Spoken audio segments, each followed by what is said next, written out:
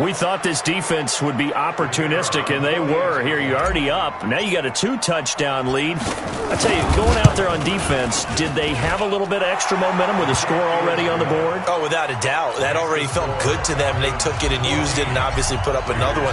But here's the thing now. Some defense coordinators might want to pull their guys back a little bit because they don't want them to make mistakes because they're too overamped. Others say, I've got 2-touchdown lead. Go get them, guys. They'll be even more aggressive.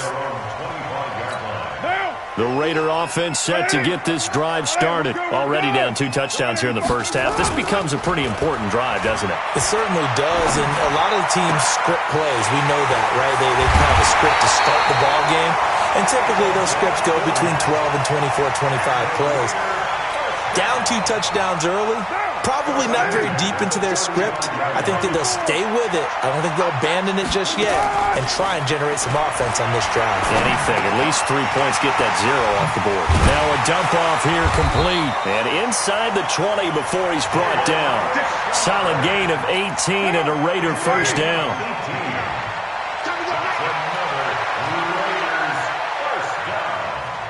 First and 10 at the 17-yard line. Into the red zone, it's Carr.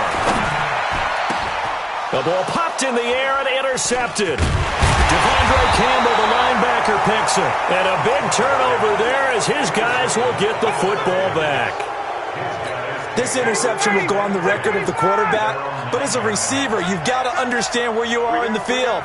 Middle portion, you know it's going to come in hot. Square your body to the quarterback and be ready to make the catch. He'll be upended at the 18. That's a very helpful pickup of 9 after the play began at the 9.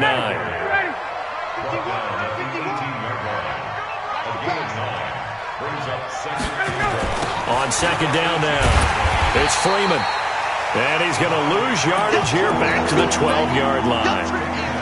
We all have habits. We can be somewhat predictable. And you know me pretty well on second down and short. What I like to say.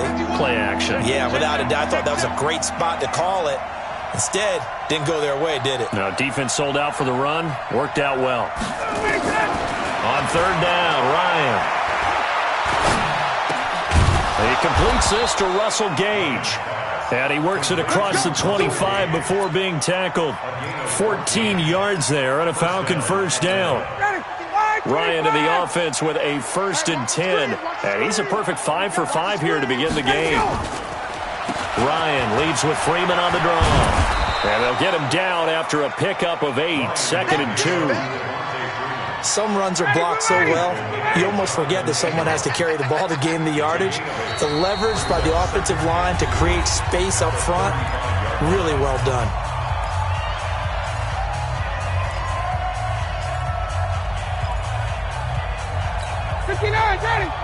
Fans, a reminder, I have a note card here that says ad-lib halftime previews. So I guess let's do just that as we'll hand things over to Jonathan Coachman in Orlando when this one reaches halftime. Did I do okay?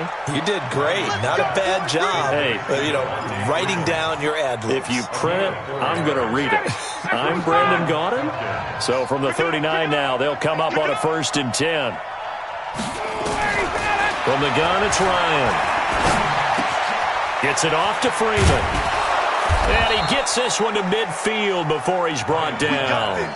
It's a gain of 11, and the Falcons pick up the first. And defensively, they were in zone coverage there. Do you have to be a little careful? You're losing playing against a good quarterback like he is to not play too much zone? Yeah, you have to be careful about how much time you're giving up. I think it's a good point you just brought up. So maybe if you still want to play zone, you go to a zone blitz scheme. And you can drop anyone out of your defensive front. Defensive end, defensive tackle. It doesn't matter. You just exchange someone to bring more pressure towards the quarterback and still try and cover downfield. He rifles one that's intercepted. Picked off by Carl Joseph. And they will finally get him, but not until he's all the way down inside the 15-yard line. Brandon, this is a veteran quarterback back there. He should know better than to make a throw like this. This is definitely not his best ball, and I think he knew this was trouble the second it was leaving his hand. Now a throw to the end zone on first down, but it winds up incomplete. Darren Waller, the intended receiver, but it'll be second down. This defense is not going to make it easy for you. They're a physical group, and we just saw it there on that play. He came in, made the contact, just as he's trying to haul it in. Now Carr, after the incomplete pass, brings him up 2nd and 10. Throwing again. Carr. To the end zone, but it's incomplete. Once you get into the red zone and the safeties have less ground to cover, you'd better be quick with your delivery. Not much space to get a ball in there. And when that field shrinks with those safeties, it's almost like there's a couple extra defenders out there, right? It certainly is. They end up taking up extra space just because there's not enough space for receivers to run through. The chance of wasting this great starting field position, a real threat. This is 3rd and long. And it's intercepted at the goal line. Devondre Campbell, the linebacker, picks it. And his guys have got it back at the closing stages of the first half. So that's back-to-back drives where they've thrown an interception. Ordinarily, we look at the offense and say, what's going on with your scheme? Maybe we should look at the defense and just give them a whole lot of credit. They've got them frustrated right now. About set to begin their next drive, the Falcons offense at the line. We're under 20 seconds to go in the half. I'm guessing the wise play here is be safe. That is the wise play, because if you think about trying to fool them here, here's what you're facing. You're facing a loosened up secondary, playing a lot deeper than normal. So even if you run some type of misdirection, you're only going to fool them for a second or so. And guess what? They're so deep, they're really not going to be out of position. Take the knee, get to the locker room. This one caught by Ridley. Now a timeout taken. Perhaps a chance for one more quick play and then another timeout if they hurry. We'll see.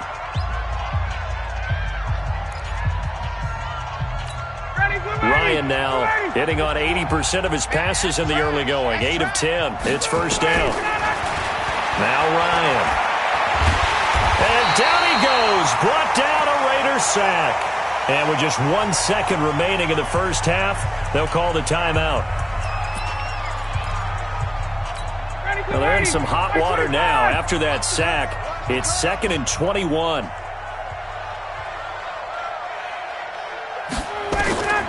Final play of the half. It's Ryan.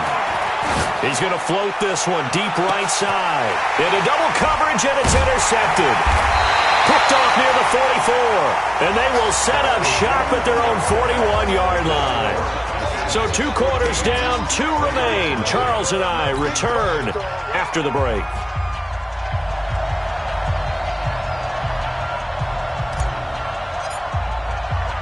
Both teams appear ready for the fight ahead, and we resume action here in quarter number 3. We play to win. Let's go!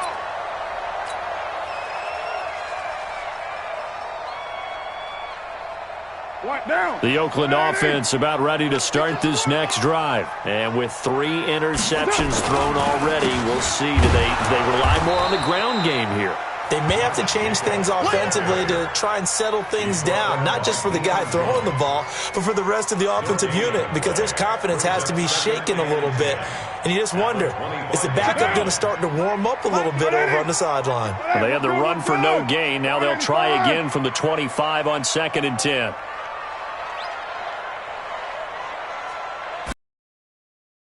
Stay on the ground with Jacobs. And around the 33. Good run, probably right on the edge of breaking into something really big. So the defensive guys right now are talking about, okay, what can we do to slow him down before he truly gets started? And he will have 1st down yardage at 41. Got what they needed there. The drive continues with a 9-yard pickup.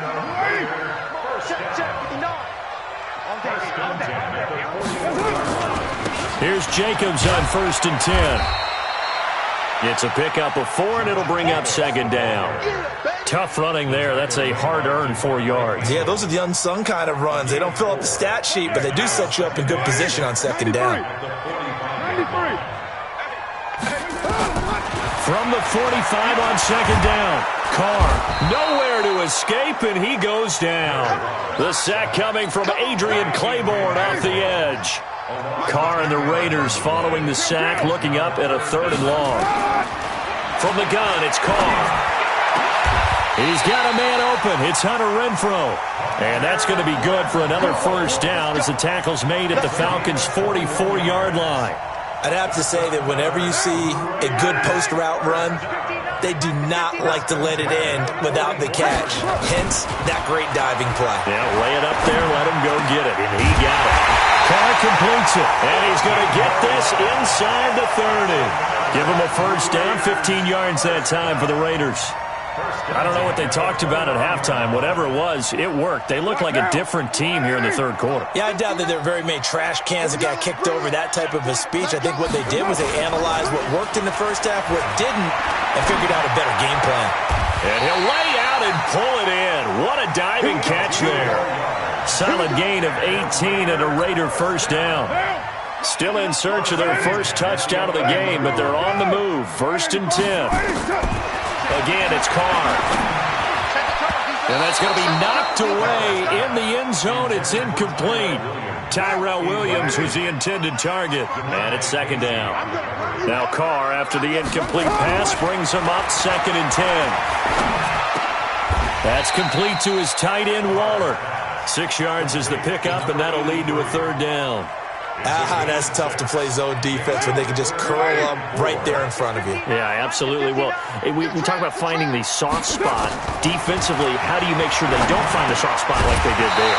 Tough to do, because what they normally will do is run routes that'll pull you out of that spot that they want to get into. That's what we call not taking the cheese, right? Don't go for the mousetrap. But it's hard to do because when you see a guy cutting that in that direction, you tend to go towards him.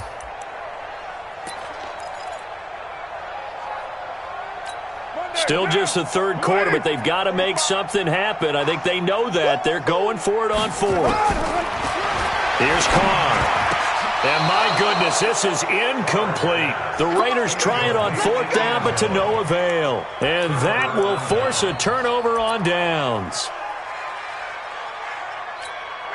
About set to begin their next drive, the Falcons offense at the line. And following the interception, just any interception, are you a little bit more cautious when you start that next drive, or no, you just throw that out the window?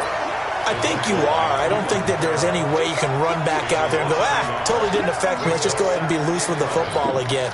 You're going to take care of it, but you have to be careful about being too cautious because now you can't run any offense at all. Still want to attack. We'll see how they attack them here.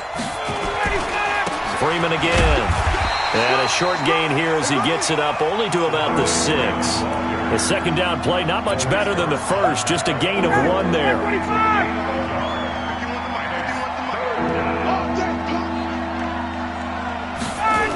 On 3rd down, Devontae Freeman. And he won't be close to a first down as he runs into a wall right around the line of scrimmage. No gain there on the play, and that's going to leave him with a 4th down. Back now in the East Bay, as it looks like we are just about set and ready to begin with the 4th. Here's Matt Bosher now. And no room for error here as his first punt comes from deep in his own end zone.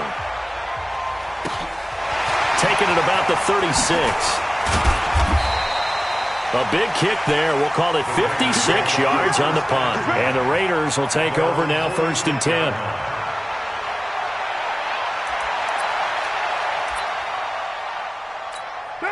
The Raider offense set to get this drive started. And you're still in this game. I mean, yeah, you haven't scored. Offense obviously has struggled, but you're only 2 scores down, so all hope now. And his pass is intercepted for the 4th time today.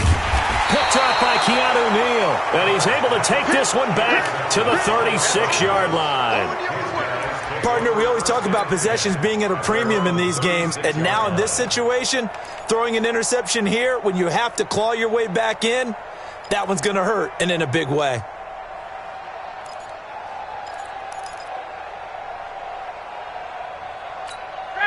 About set to begin their next drive, the Falcons offense at the line. Now listen, it's a team game, we know that, but where would these guys be right now, Charles, without their defense? They take over here following the turnover. Defense did it again, but on offense they have to feel like, hey, we need to do something. You're exactly right, and you just mentioned it. The defense did it again. They bailed them out on a number of occasions in this contest.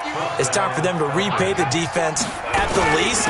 Keep the ball for a while. Give those guys a break so they can catch their breath. And he'll be brought down right at midfield after a gain of only a couple. Offensively with the lead, you want to run the ball, keep the clock going, but you also want to still kind of be in attack mode too, right? So how do you do that and not come back on your heels? Yeah, think about all the practices we've watched where they have that tempo period to go over things just like this, where they describe the scenario, tell you what they're looking for, and make sure that they're still attacking, yet at the same time not going so fast as to leave too much time on the clock.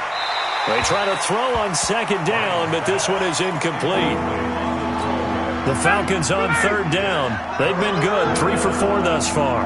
This is 3rd and 8. From midfield now, here's Ryan. And this is going to be incomplete.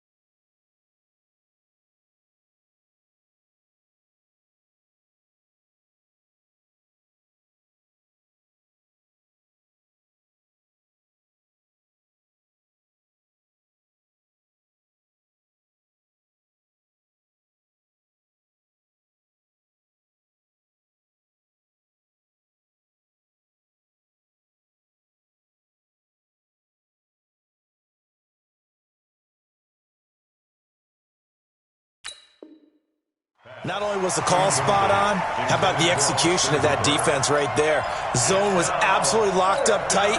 He was trying to force it in there on third down. But if there's a time to force it, he felt like he needed to make a play, right? Yeah, exactly right. Third down, you got to try and find something.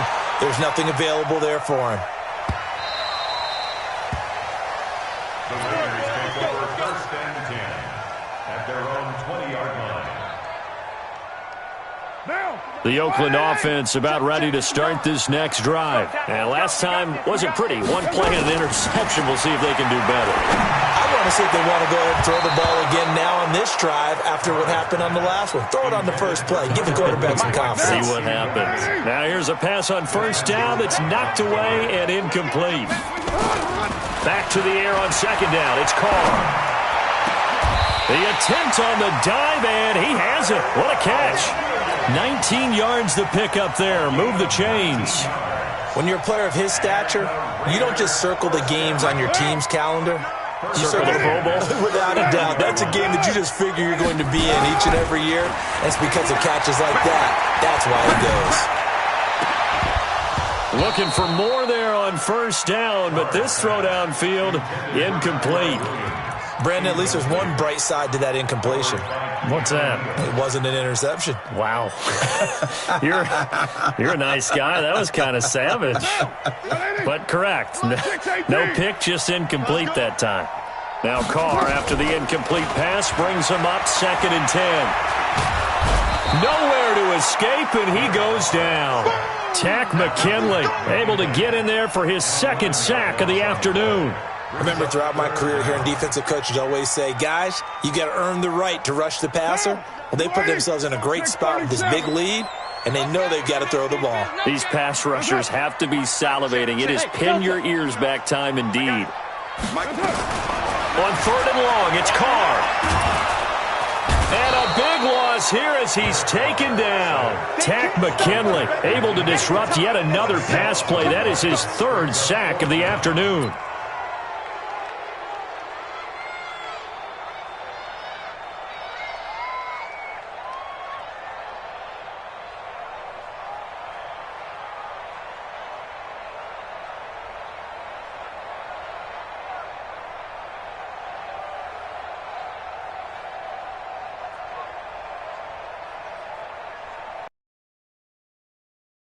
Timeouts. It's just their first. They'll be down to 2 remaining as we step aside here in the 4th quarter.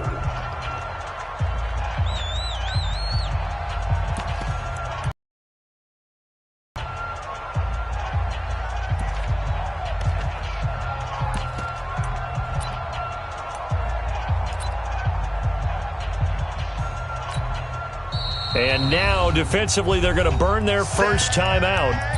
Remember, they get an extra time built in coming up here shortly at the 2-minute warning.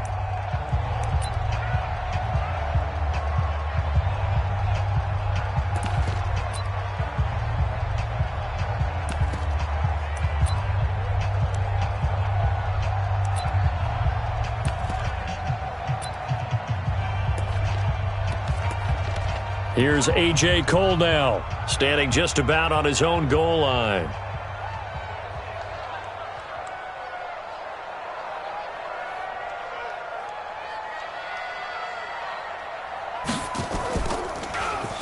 And now a high kick trying to pin him back.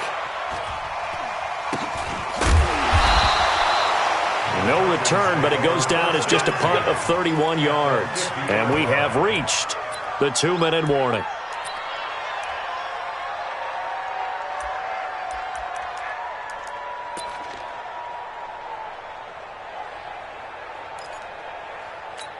Very good starting field position for the Falcons offense as they come up 1st and 10 right at the 50-yard line. They toss to Freeman. And I think this defense knew what was coming as he is smothered behind the line.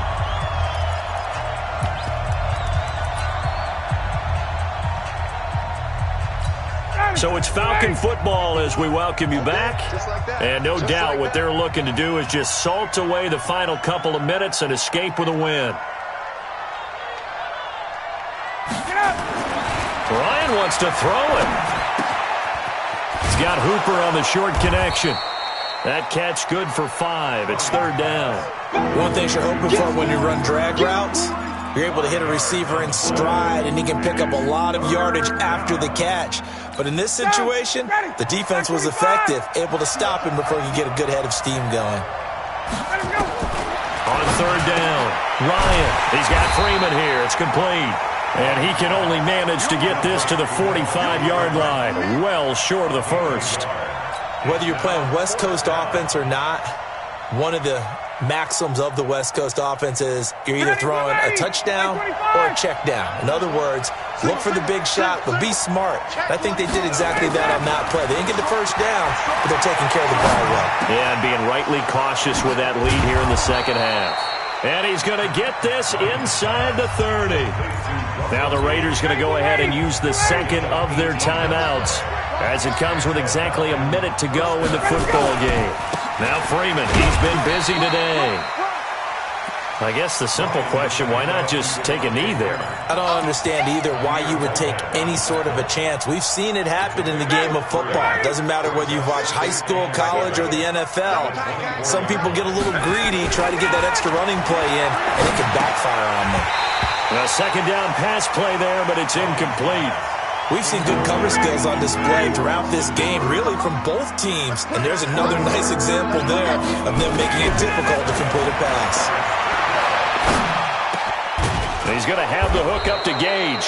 And down inside the 15, shy of the 10.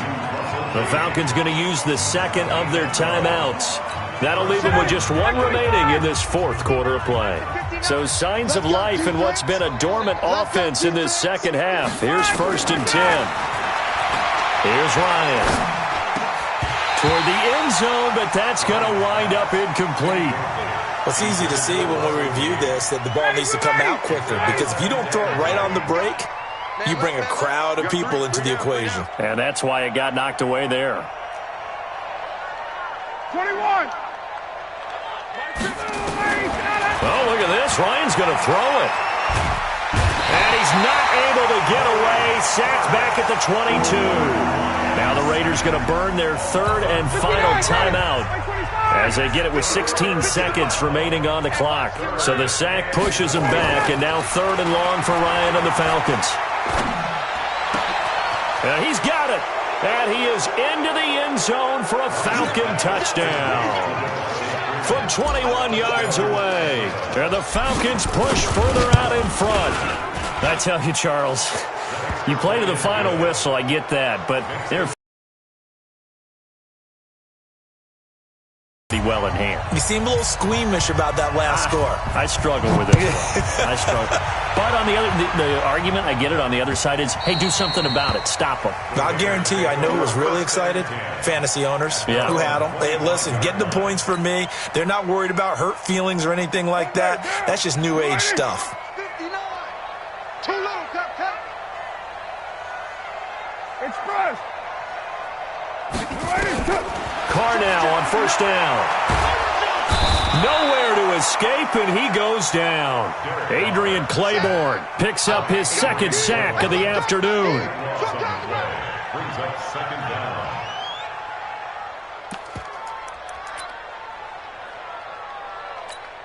That huge loss on the sack makes this job much more difficult. It's now 2nd down and 22 yards to go. So time runs out. It's a victory for the Atlanta Falcons. And this was truly a total team effort, Charles, on both sides of the ball. Well, they absolutely pitched a shutout, so it can't get much better than that, right? The defense led the way, but the offense did their part as well. They moved the ball up and down the field. So you've got to like what you saw. What do they call that? A total team effort? I think when it's time to hand out game balls, guys from both sides will end up getting one.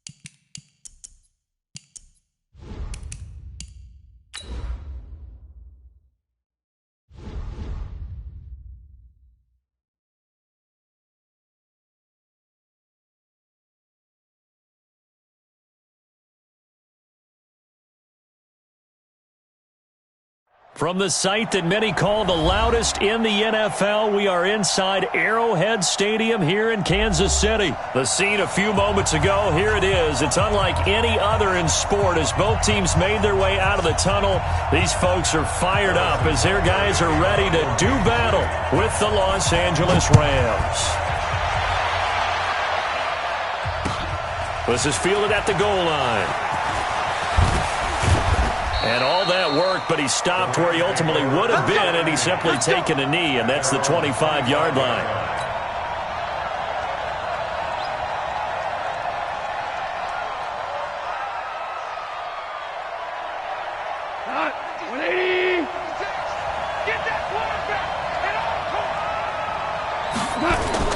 Now the first carry here for Todd Gurley. And he'll get this from the 25 to the 30 for a pickup of 5. All right, Brandon, I know we're in the early going here, but those kind of runs, they're going to open up a world of opportunities for this offense going forward. Ball on the 30. They'll come up with a 2nd and 5. Now gone. He's got his target. It's the tight end, Tyler Higbee. And he slips up past the 45 before being tackled. A good pickup, 17 yards, and also a Rams first down. On first down, it's Gurley. And he'll take it across the 50 and into Chief territory. On the tackle, Tyrann Mathieu. 56 to Mark, 56. Check 56. I can't believe they let you play. I can't believe they even let you play.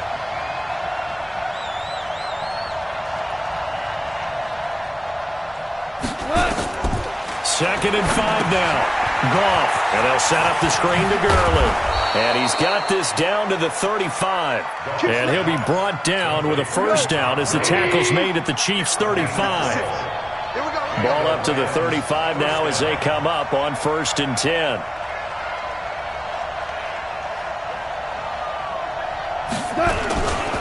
Goff turns and gives to Gurley. And he'll lose yardage on the play back at the 37-yard line. It's a loss of 2 there, bringing up 2nd down. It's probably a pretty good sign here on the opening drive if your guys from the secondary are coming up and spilling things in the backfield. How about the adrenaline and aggressiveness that led his eyes to the backfield to run up there and make that tackle, setting a tone early for his defense. And he'll be brought down with a first down as the tackle's made at the Chiefs' 25-yard line. I do believe we'll see a little bit more of this as this game progresses, because when you can have that type of a game in the middle of the defense, it hurts them in so many ways, because most teams like to be strong down the middle. And if you can sting them there, that opened things up for you on the outside as well. That's where their big tight end, is so good, that middle third, the seam routes, the in routes. Yeah, you're right. Probably see more of that. Yeah, it takes a lot of courage and fortitude to go in the middle as well, and he's got it. 2nd and 5 after the 5-yard completion on first down. Here's Goff. That's complete to his tight end, Higbee. And he's brought down just outside of the 10 at the 11. 9 yards to pick up there, and it's a first down. Goff in the offense with a 1st and 10. And he's a perfect 5 for 5 here to begin the game. He'll get this one to Kupp, complete. Now the ball comes loose, and it's picked up by the Chiefs. And nothing but daylight ahead. He's at the 30. 10, 5, and he will score. Touchdown, Kansas City. Oh, backbreaker. That'll drive the coach, the offensive coordinator, just crazy. You get it all the way down there in the red zone, can't capitalize. Instead, they go the other way on the fumble return for a touchdown. How about the aggressiveness of the defense, though? They're not about to just fall on a fumble, are they? Scoop and score is their motto, and they just did it. Extra point up and through, and that makes the score 7-0. So here's the kickoff now as they'll get it again following that fumble return for a score. This is taken just shy of the 10 here. Then he'll take this across the 25, a couple extra yards up to the 27-yard line. Set to begin their next drive, the Rams offense at the line. And they'll be looking to start fresh. Just a moment ago, they were backed up, coughed up the football, and then saw it go the other way for 6 points. I just wonder, partner, sometimes they put such an emphasis on things. And, you know, in that situation, as they ran out there, they were told, take care of the football, don't cough it up. And sometimes that's the last thing you hear, and that's exactly what you do. So the big play gets him across midfield now for 1st and 10. Here's Goff. Gets this into the hands of the tight end, Higbee. And he'll get this one down near the 20-yard line, just shy of the 20. It's a gain of 20 as we wind down near 20 seconds left in the quarter. Goff now already over 100 yards passing in just this first quarter. It's 1st and 10. Now it's Goff. And he's taken down, a Chiefs sack. Chris Jones in there for the sack on what will be the final play of this first quarter. After one, 7-0 on EA Sports.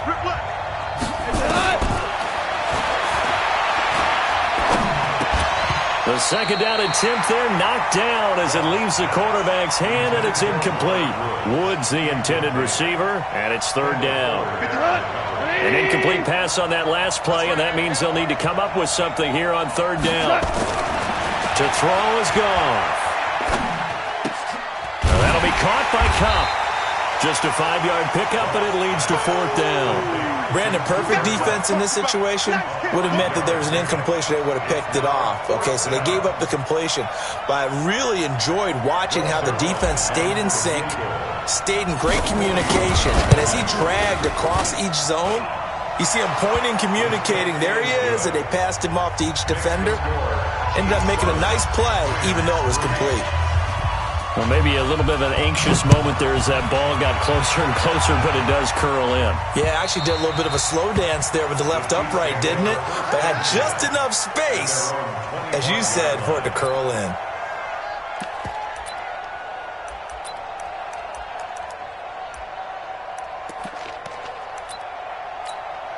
Mahomes will lead the Chiefs up 1st and 10 at their 25-yard line. Shotgun snap to Mahomes. Into a double team, and it's intercepted. Taylor Rapp with a pick. And the return here is stopped at the 35-yard line. He was looking for his tight end, Kelsey. Ball up to the 35 now as they come up on 1st and 10. After the interception, here's Goff. Nowhere to escape, and he goes down. Emmanuel Ogbah.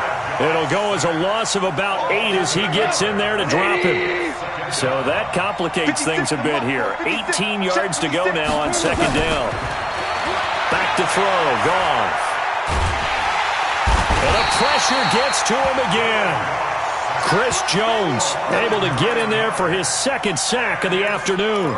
So, Brandon, we sat in with a lot of coaches, and when they talk about things they want to accomplish offensively, I'm not sure that sack and sack are on their play sheet.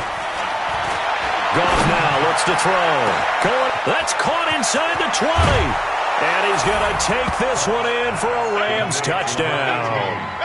Cooper Kupp, 52 yards. And the Rams have taken the lead. As a fan, is there anything prettier than a well-executed post route? No, it's a thing of beauty, especially when it's done like that for a touchdown. The throw, the catch, and how about the run after to get it to the end zone? Now after the touchdown, it's Zuerlein. He'll kick it away.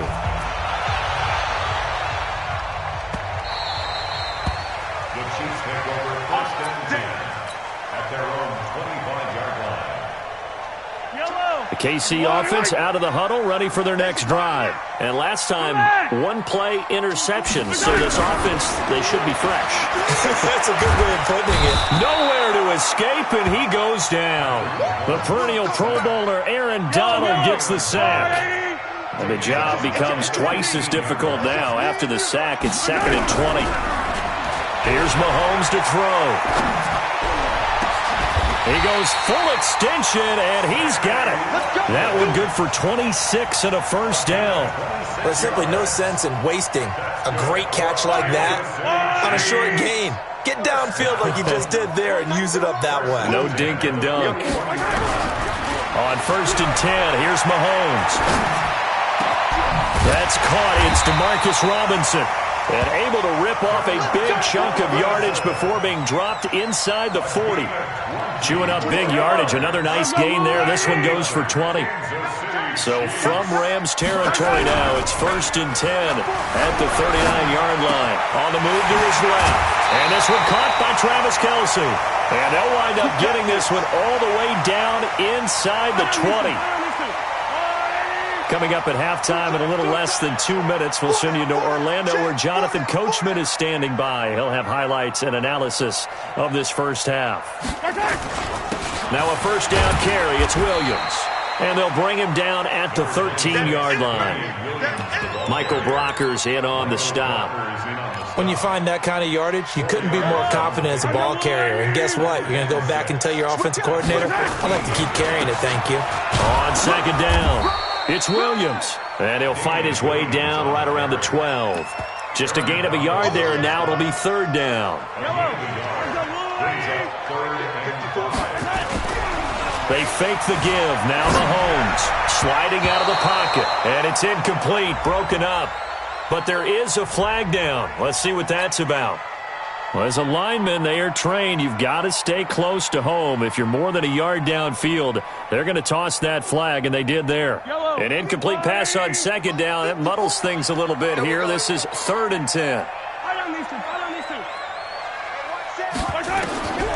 From the gun, it's Mahomes. Nowhere to turn this time, and he goes down. Sacked back at the 29. Samson Abuka able to get him down for a loss of 11. And it brings up 4th down. So on 4th down, Mahomes off, Harrison Butker on for the Chiefs field goal. And this will be a 45-yard attempt.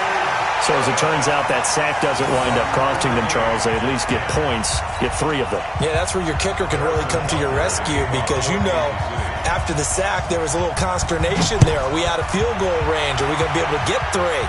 In this case, he stepped right up and gave them exactly what they needed. And he'll take this one near the 25, call it the 26-yard line. Set to begin their next drive, the Rams offense at the line. And we're under a minute to go here in what's been an even first half, all tied up. Yeah, still time to make something happen, too. A couple completions, you string them together, could get into field goal range. Let's see what happens. Into heavy traffic, and it's intercepted.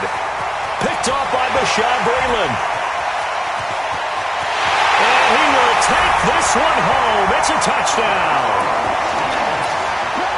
That was an interception, but on the field, the guys who are picking it off, they're not saying that. What word are they using? It's Oski. And that means catch the ball and go the other way. That's your vernacular. I've never heard anybody say Oski.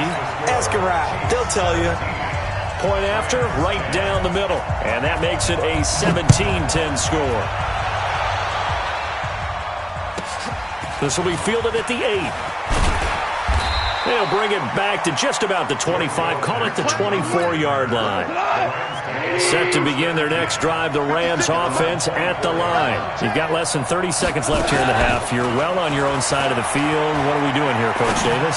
Well, I'm trying something on 1st down. And it's something that's safe. It's something that's been done many times before. A lot of people say it's not even worth trying, but I'm running a draw. I'm running a screen. I'm seeing if something pops. And if it does, that can alter my strategy and potentially get me some points. And if it doesn't work, well, then you just run the clock out and go to the locker room. Then he'll find his target. Woods, it's complete. And he'll go down, but not before getting this inside the 30. Now a timeout taken. Perhaps a chance for one more quick play and then another timeout if they hurry. We'll see. Now a play fake here on 1st down. And he's got it. That's Kupp for a Ram touchdown. Cooper Kupp in the final seconds of the first half as they are an extra point away now from tying this football game.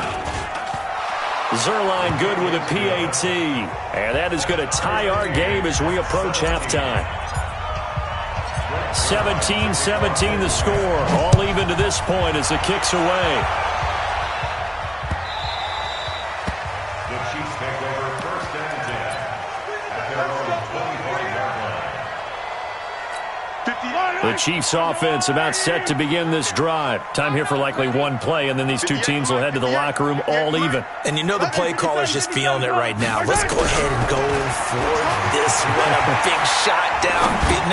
Nope. Guaranteed the head coach is like, don't get... And now this is intercepted. My goodness. Picked off around the 27. Time for a break. We've hit halftime. 2 quarters down. 2 still remain. We step aside. This is the NFL on EA Sports. And ready to get the party started for the second half. It was an even first half, all tied on the scoreboard. Here we go.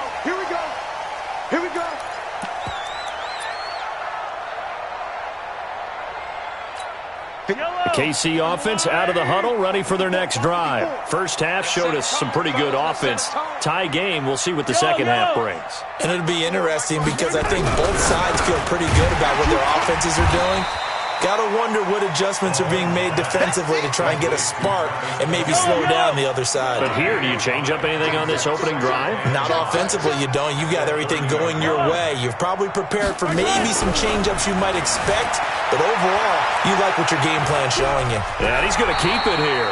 A good decision in the end to pull it and run, gets him 9 yards and a first.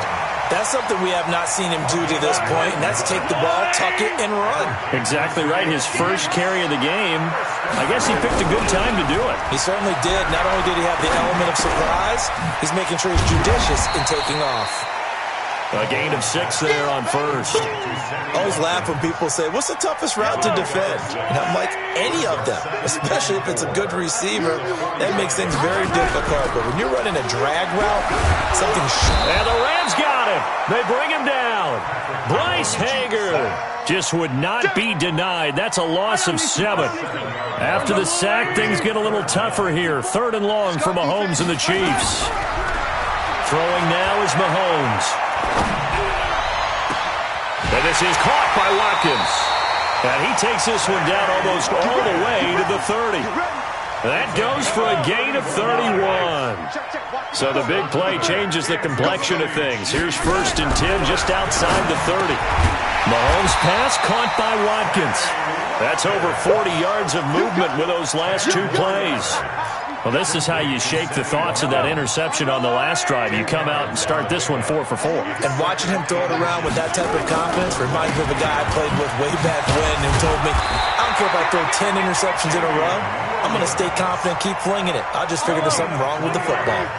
They'll get 3 as the drive continues. It's a first down. First and 10 at the 19-yard line. They stick to the ground game on first down. It's Williams. And he'll get this down only to the 18. On the stop was Aaron Donald. Well, they're hoping that the second half is better for him than the first half. They've got to find a way to get him going. He's a big part of their offense. Quarterback, don't get nervous now. We ain't beginning to clear you up.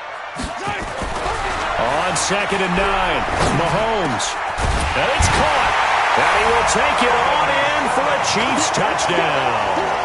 An 18-yard touchdown grab as his guys are able to regain the lead. And he wasn't blocking or running it there. They tossed it to him. And you remember the good old days when the 49ers were riding roughshod in the league? They used their fullback in pass plays all the time. Roger Craig, Tom Rathman, those guys were terrific at running these types of plays. This one taken from the 7. And he'll get it up past the 20 to the 22-yard line. Take over first and 10 at their own 22-yard line. Set to begin their next drive, the Rams offense at the line. They trail offense, first time to touch the ball in quarter 3, and we'll see what they can do. And I can't wait to see what they have planned, because some teams script to start a half. Other teams just go, okay, these are the sequence of plays we want to run. These things worked well for us. And sometimes they throw in that big chunk play right away. Shocker. Try and get after them early and try and create a big play to give themselves some momentum. See what they have up their sleeve. So after the incompletion, 2nd and 10 from the 22. Now a deep ball here hauled in just past the 50. And they've got it well across midfield down to the 40 before it's all said and done. A big pickup of 38. Here's Goff. Nowhere to escape, and he goes down. Chris Jones getting him once again, his 3rd sack of the afternoon. Don't need it all back at once, but you figure they're going to need something here. 17 yards to go on 2nd down. He'll rifle this one deep right side. And this is going to wind up incomplete. The coverage there too strong on the deep ball, and now they face a 3rd down. I guess they figure with a guy who is that hot downfield, who knows how to get the ball into the end zone, you throw it up and give him every opportunity, even though that one fell incomplete. Yeah, he's already been in the end zone multiple times, tried to target him again deep there, but unsuccessful. He's coming. Double up, double up. He's coming, double up.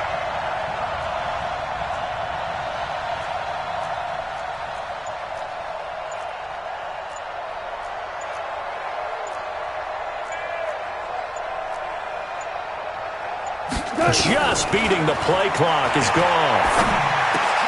He gets it to Cooks. And he can only manage to take the football to the 40, and that is well shy of the 1st down marker. They get 7 there, but it brings up 4th.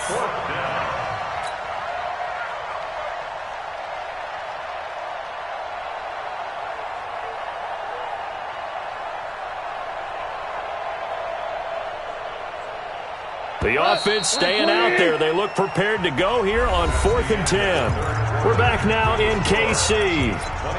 It's the Rams trailing, but they do have the football as we start the 4th and final quarter. 1 score down. Here we go. They're going to go for it here on 4th down.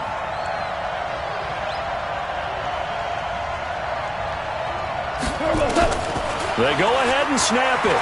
Gone. Into double coverage, and it's intercepted. Picked off at the 12. And a big turnover there as his guys will get the football back. Oh, timing is everything on a route like this. He tried to drive that football into a tight spot. And if you're a little early or a little late, chances are there's going to be someone there. And sure enough, this one's going the other way. So after the INT, here's Mahomes. And it's complete. It's Damian Williams. And he's taken down, but not before he gets this across the 25-yard line. It'll be a pickup of 16 and a Chiefs 1st down. Yellow. First down to the 27-yard line. Exit. On 1st down, Mahomes. Nowhere to escape, and he goes down. Clay Matthews brings the heat and gets the sack. Brandon, more often than not, you'd say they've had his number, and we can count them up so far. 1, 2, 3, 4 sacks given up. But guess what? He's still been able to make some plays, and right now they have a lead. To try again after the sack. Mahomes. It's Kelsey on the ground. This will be a gain of about 8 to the 27-yard line. Tell you what, he's been able to put the ball in some tight spots all game long. That throw, no different. Yeah, a lot of people would call it a gutsy type of a throw. I think he looks at it as, I can do it, so it's not that big of a deal to me, and I'm going to keep firing. Mahomes now to throw, and that will be incomplete. Critical play in this football game, because if they pick up the 1st there, that clock keeps rolling. Has to be a little frustrating for them because they know that if they pick up a 1st down there and continue to eat away at the clock, really increases their chances of closing this one out. Now they're likely going to have to give the football up and sweat it out on the sideline. Officially, that'll be marked down as just a 28-yard punt. And the Rams will go on offense here with a 1st and 10. At their own 42-yard line. Set to begin their next drive, the Rams offense at the line. And there are parts of their last drive they'd like to emulate. And, of course, they'd like to forget the inning, the interception. But they did put together, Charles, a nice sustained drive to get him down the field. Yeah, and unfortunately for them, the only thing that matters is part 2, right? Because once they threw the interception and finished off the drive, That does them no good to go back and say, well, you know, we had a good one going. Finish things off. That's the only way you can get it done. Now left side, a completion to his tight end. A gain there of 12 yards and a first down L.A. And with that last play, he's now up over that 300-yard mark. And in today's NFL, it almost feels routine. And I hate that when you talk about a 300-yard passing game. To me, 300 yards still signifies excellence, and he's achieved that in this performance. Connection made here, Goff to Higbee. And he'll be out of bounds just inside the 25-yard line. 4 yards on that last completion, so that sets up 2nd and 6. Now Goff. Open man is Higbee, the tight end. Only 3 yards on the catch. It's 3rd down. As big of a play as we've had in this one so far. This is 3rd and 3. To throw is Goff. And able to find Higbee. It's complete. And he takes it down to the 13 and picks up the first. First down, L.A. Goff finding Higbee. So 5 plays on this drive, Charles. All passes, all completions. And just like that, they're in the red zone. And don't you think the playbook opens up a little bit more now? Because all they've done is throw the football. If you want to run it now, you may very well have them fooled. It's a loss of a yard there, and it's 2nd down. They don't need to run another play here before the 2-minute warning. Let's see if they do it anyway. And he tried to bounce it outside, but they'll stop him behind the line. Officially, it will go as a 1-yard loss, and that's going to lead to a 3rd down. 4th quarter, down to the final 2 minutes, and we've got a 1-score game. So it's Rams football here as we get you reset. And let's see what they've come up with offensively after having time to talk it over. They'll look to throw. And, a crusher there as it's intercepted. Picked off by Reggie Ragland. Well, I don't think we'll have to look very hard to find our play of the game.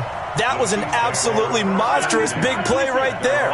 Backs to the wall. The offense has it in the red zone, driving for the winning score, and he says, no. And he can't get a throw away. He's taken down. Clay Matthews picks up his 2nd sack of the afternoon. Now following the sack, they'll look to make amends on a 2nd down and 17. Now a pass hauled in downfield.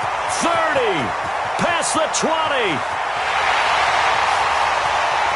And all the way in for a Kansas City touchdown. Sammy Watkins, 87 yards. And the Chiefs are able to extend their lead. Well, it'd be real easy to say that they are firmly in control right now, but I'm looking at your face and I'm thinking I've got to be careful with that. Well, it's a 2-score game. You're inside of 2 minutes. I think you can breathe relatively easily now. Yeah, you can, but still, you got to stay vigilant. You can't give up anything cheap and easy. That could put you in some jeopardy. And he is not going to get in there. He stops short of the goal line, and the lead is going to stay right where it is. 17. Now after the touchdown, here's Butker on to kick it away. This is taken at his 4. Now on the return, oh no, the ball is loose. And what a return as he brings this one all the way back to the 25-yard line. So a teammate picking him up there, that was nearly disaster. And the way that you coach these things, you want to make sure you have eyes towards the return guy because you want to make sure that the catch is secured. A lot of teams do that. They have at least one guy. Okay, you're responsible for making sure he secures the catch. He's not always the one that makes the recovery, but he can always sound out the alarm. Hey, ball's on the ground. We've got to get it back. A loss of 2 there. 2nd down. 2nd and 12 after the first down pass play went backwards for 2 yards. Under pressure, and he will go down. Sacked back at the 38. Samson Ebukam able to get in there for his 2nd sack of the afternoon. After the sack, things get a little tougher here. 3rd and long for Mahomes and the Chiefs. Now a 3rd down throw, but it misses the target, incomplete. You hear the calls for a penalty, but I just don't think so. I think in this situation, the defender was making sure his guy couldn't hold on to the football. So I don't see anything that warranted a flag. No, I'm with you. There was contact, but I'm happy they kept that flag in the back pocket. And with things looking pretty good on the scoreboard, they're going to keep the offense out there and go for it here on 4th. he's going to be intercepted a third time. Picked off by the linebacker, Corey Littleton. And they have the football and will take over at the 24-yard line. Two-score game here in the fourth, and that pick, it kind of keeps the door ajar, doesn't it? It does, and you wonder about their strategy because with a two-score lead, you would think maybe you're just sitting on it and trying to drain some clock.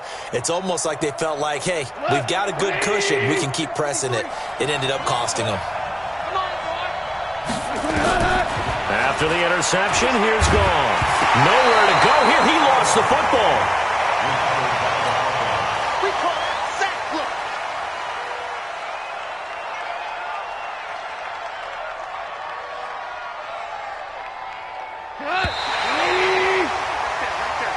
So this one in the win column for Kansas City, and they were really helped by their defense, forcing 3 turnovers. I think what we saw in this one, today's defense. And what I mean by that is in the old days, pitching shutouts was big time. That was paramount. But the big thing was holding people down, holding down their yardage, right? Don't let them throw the ball through the air and gain a lot of... But now, it's about taking the ball away. Taking away possessions, getting the ball back for their offense. They had 3 takeaways in this one, and it led them to victory. So that'll do it for us. For my partner, Charles Davis, and all the hard-working men and women on our crew, I'm Brandon Gaudin. You've been watching the NFL right here on EA Sports. The Chiefs victorious here as we say so long from Arrowhead.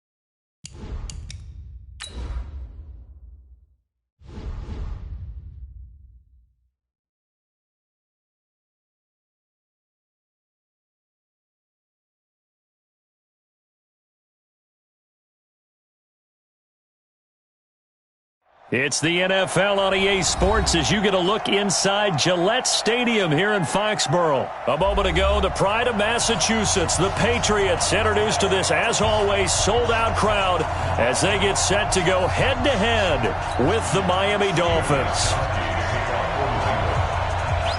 Ready to go now. Stephen Gostkowski for the Patriots as we are off and running in Foxborough. This will be fielded at the 8.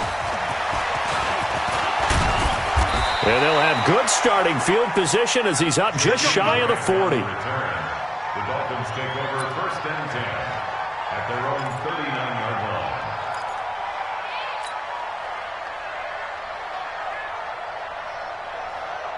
So from the 39 now, they'll come up on a first and 10. Situation. Let's go. Off the play fake here, Fitzpatrick. This one into the hands of the running back, Balaj. 4 yards the result on the first play from scrimmage. Second down. 4 yards on that last completion, so that sets up 2nd and 6. Here's Fitzpatrick. Got a man open. That's Devontae Parker, complete. And he'll get it into enemy territory just across midfield at the 49. 7 yards there and a first down.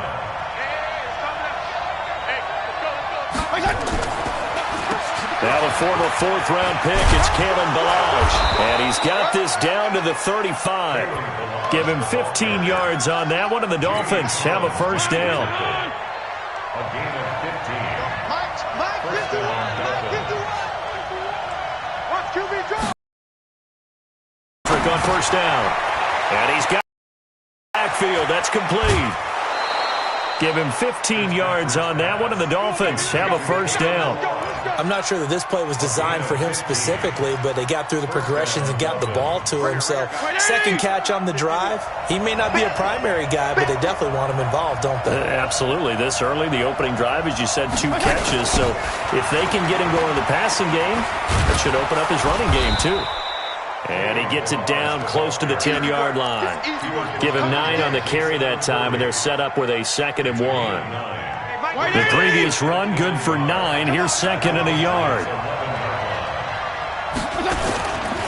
Balaj. And he'll only get a yard to bring up 3rd and 1. Partner, we know today's NFL is really built around the guy throwing the football. But these short runs, they still pay dividends because they can take their toll on a defense, and they can add up as the game goes along. You control the clock, you control the ball, and that way you often control the game. As usual, the hallmark of a good run defense, linebackers making plays near the line of scrimmage. Absolutely nowhere to run there.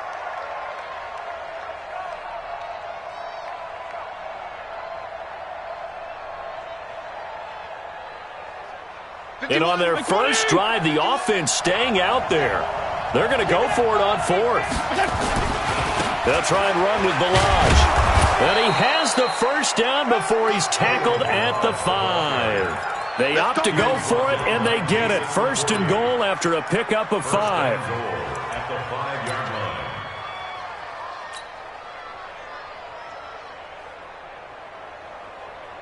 51. Big stop, G. Big stop. Let's go. They'll try and run for it on 1st and goal. And he'll get this one back to the 5-yard line, but no further than that.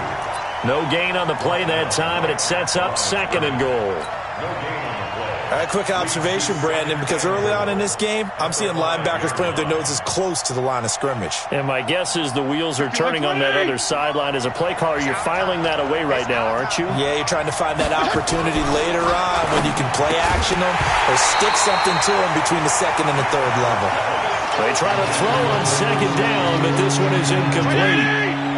This has been a long drive. You got to figure a field goal would be a letdown. Can they convert now on 3rd and goal? Here's Fitzpatrick, and it's intercepted at the goal line. Devin McCourty picks it off. And a big turnover there as his guys will get the football back. Certainly not how they envisioned ending their opening drive here in the first quarter. Too many ones in this play. First quarter, first drive, first interception thrown. And that last one, that hurts. So Brady and the Pats take over 1st and 10 at their own 20-yard line. Here's Brady to throw. Rolling to his left. He's going to take off with it. Nothing open downfield. He keeps it himself for 11 and a first down. Partner, he was going through his progressions. Not there, not there. After about the third one, he decided he better pull it down and run for it. And he slides down and avoids the hit for good measure. Line of scrimmage, the 31 now on 1st and 10. Now Brady. Oh, did he hang on to it? He did on the dive. Nice grab. Give him 15 yards on that one, and New England has a first down. Back-to-back good plays have him on the move on first down. Working from the gun, it's Brady. Into heavy traffic, and it's intercepted. Picked off by Jerome Baker. And now off to the races, down the right side. And he will bring it back. It's a pick six and a Dolphins touchdown. So a dangerous pass over the middle into zone coverage, and it bit him hard. And what's really difficult when you throw it in that direction and versus that zone, that means the linebackers have gotten to their spot, gotten their heads back around, and they can see the quarterback and everything in front of them. And they took big advantage of it, went the other direction, excellent blocking, and picked up a touchdown. The Pats at the line, ready to go. Now Brady to try again after the pick six. And oh, look at that, a diving catch. After one, 7-0 on EA Sports. Ready? 94. One play has him up past the 40 already, and another 1st and 10. Back to throw. Firing quickly here, and that's complete. And this play will be blown up. He'll lose yardage back at the 38. That'll wind up going for a loss of 4. And that's going to make it 2nd and 14. Here we go, D. All day defense, all day. Hey, go 66. Now a play fake. Brady. And that's going to be incomplete. A lot of contact, no call, and it's 3rd down. I know at times people think we use it too often, but you've got to be able to throw guys open. And when you read zone, you've got to stick it in there before your receiver gets to the next guy in the zone. Otherwise, you bring him into the play. And that's precisely what allowed that defense to disrupt the pass. Rip. On play action, now Brady. And he fires one that's intercepted. Picked up by Xavier Howard. And the return stops at the 39-yard line. You don't see this often. A quarterback of his caliber, 2 first-half interceptions. It's absolutely surprising because it happens so rarely. You're searching for what reason, what's going on out there. It's not just maybe the defense is playing well. Is his horoscope off? His biorhythms? What is it? You went horoscope on us, David. Well, I was thinking maybe REM sleep was off. I'm trying to come up with something. Anything, right? A gain of 3, 2nd down. What's the old expression, 3 yards in a cloud of dust? In this case, it's dust-covered pellets. It's no longer that old grass that we used to play on, right, and chew it up. Now we get that artificial surface. You see the pellets go up. Still a nice play by the defense. A 2nd down pass play there, but it's incomplete. He was looking for his tight end, Mike Gesicki, and it's 3rd down. From the shotgun, it's Fitzpatrick. And that is incomplete. Oh, he had a defender right there with him to force that to the ground. And 4th down now coming up. Problems on 3rd down so far in this first half. Relatively small sample size, but they're now 0 for 3. And the average in the league, somewhere around 40% on 3rd down for offenses. So what's the answer to this? Either convert them or don't get the 3rd down in the first place. Get your big chunks of yards on 1st and 2nd down. After the field goal, here comes Sanders to kick it away. This will be taken in at the 1. And he'll get it up across the 20 to the 21-yard line. At their own 21-yard line. 1 New England with a first down as they begin the drive. And job one here, Charles, just keep possession of the football. 2 drives, 2 turnovers to this point. You're exactly right, Doctor. Hippocratic oath. First, do no harm. And right now, they're harming themselves on offense. I like that. No one is mistaking me for a doctor, though. But thank you, Dr. Davis. There he goes, Julian Edelman. And all the way in. Touchdown, New England. Julian Edelman, 79 yards, as they are now on the board here in the first half. As a former DB, you might not like to see that, but from a wide receiver's perspective, those are the plays they dream of. Correct on both counts, all right? Because once he took off, I mean, let's face it, that should have been done in Big Sky Country. Aren't any speed limits out there? And off he went. Glad I wasn't the one trying to chase him. Gostkowski now, after the touchdown, he'll send this one away. This will be fielded at the 8.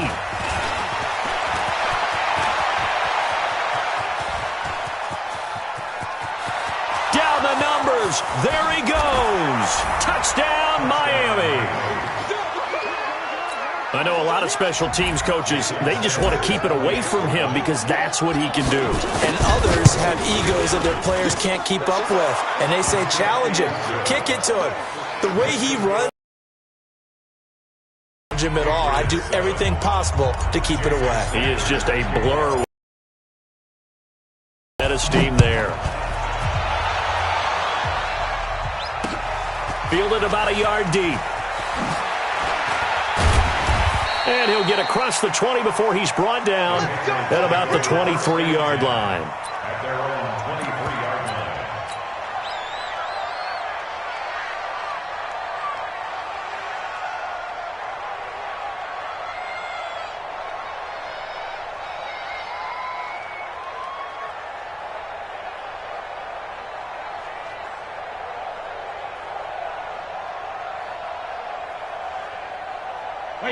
The Pats at the line, ready to go. And last time the formula was pretty simple. One play drive, long pass. Maybe they just want to do that again, right? And that's exactly how you want to draw things up. Whether it's on your grease board, right, in your playbook, one play drive's exactly what you want on offense. What they have to be careful of is not having a letdown.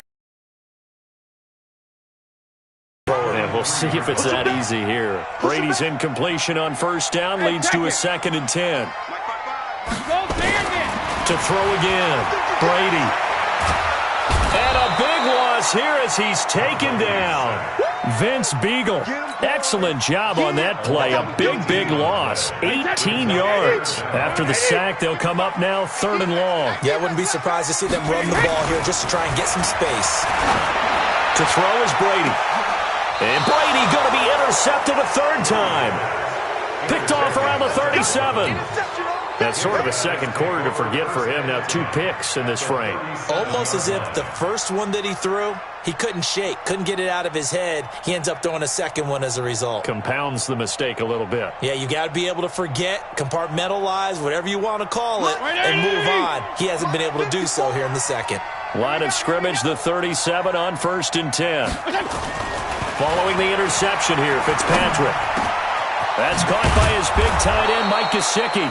And inside the 20 before he's brought down. Right about 20 yards on the pickup. Well, officially, they'll say it's going to go for 19. Watch the screen. Now a handoff here to his running back. And he is met in his tracks behind the line of scrimmage. It's a loss of a yard there, and now 2nd down.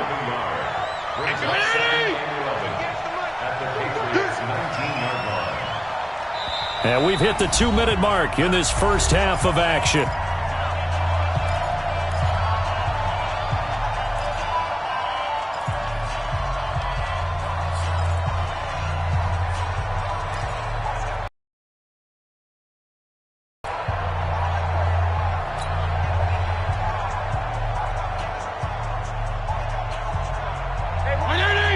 A reminder, coming up at halftime, Jonathan Coachman will join us from Orlando with our halftime report. But business to take care of before we get there. A 2-minute drill before the coach's 2-minute drill.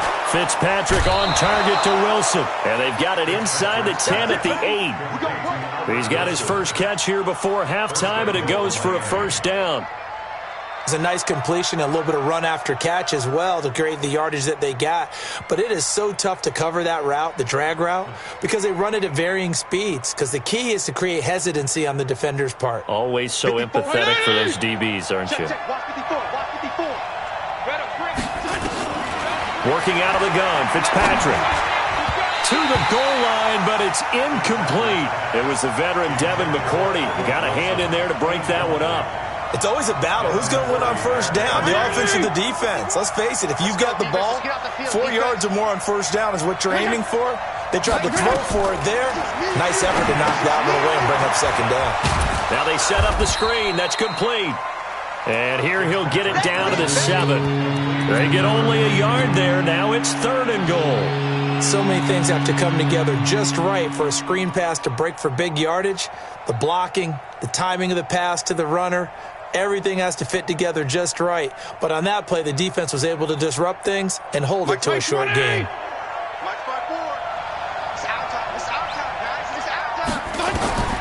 Third and goal for Fitzpatrick. Yeah, that one's going to be knocked away and incomplete. J.C. Jackson there defensively to knock it away. This defense could use some more of these types of plays. How about him reading it, driving on the football, and he's right there for the pass breakup.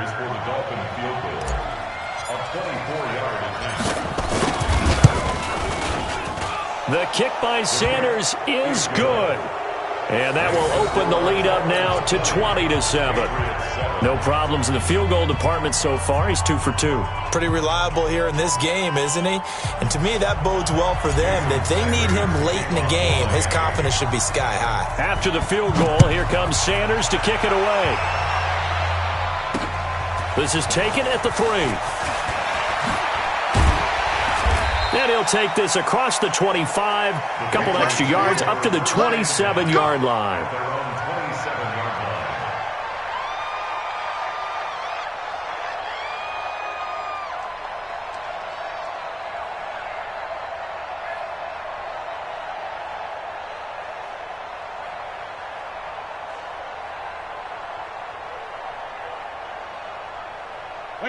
New England with a first down as they begin the drive. And you're under a minute to go in the half, a first half that hasn't been particularly kind to you.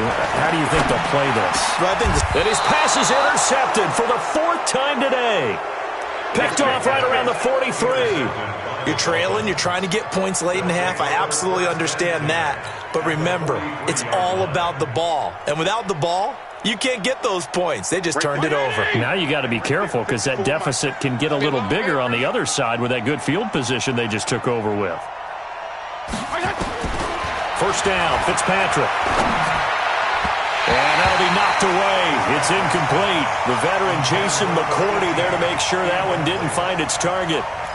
There are a good number of coaches that any time they call an in route are really worried about the play because there's so much traffic ordinarily that the ball has to get through to get to the receiver. And on that play, it was batted down.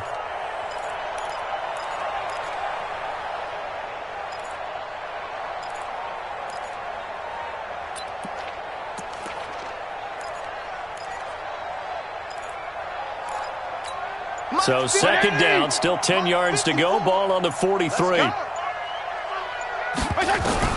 Throwing again. Fitzpatrick. And a diving grab. I think he got that. Yes. That one good for 26 and a first down. Well, partner, when you ask anyone other than your QB to throw the ball, you must have a lot of confidence or you think you're really going to fake them out, and it looks like they did exactly that. Yeah, going deep in the playbook and a great grab on the other end. And now a throw on first down there, but it's incomplete. Parker the intended target, but it's going to be second down. Even without a ton of pressure in his face, it just shows how difficult it is to pick apart his own defense. Those guys are sitting back, and they're not playing receivers as much as they're playing the eyes of the quarterback and when he delivers the ball. An incomplete pass on first down. That leads to a 2nd and 10. To throw again. Fitzpatrick.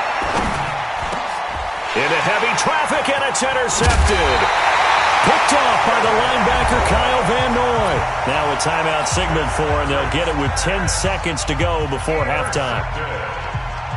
The Patriots take over first and 10 at their own 10-yard line.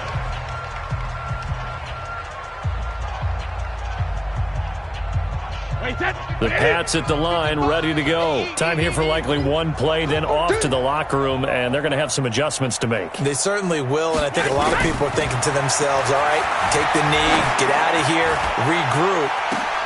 And now here is another interception. Picked off by Bobby McCain. And we're going to get a timeout with 2 seconds remaining in the second quarter. So with 2 ticks left here in the half, on is the field goal unit. So this will be spotted on the midfield logo. It's a 58-yard attempt. That's running out of steam, and it won't get there. He left it just short. No good. So we've hit intermission. It's halftime. This is the NFL, and it's a presentation of EA Sports. Jason Sanders to kick off for Miami. Both teams appear ready for the fight ahead, and we resume action here in quarter number 3. This is fielded a couple yards deep. And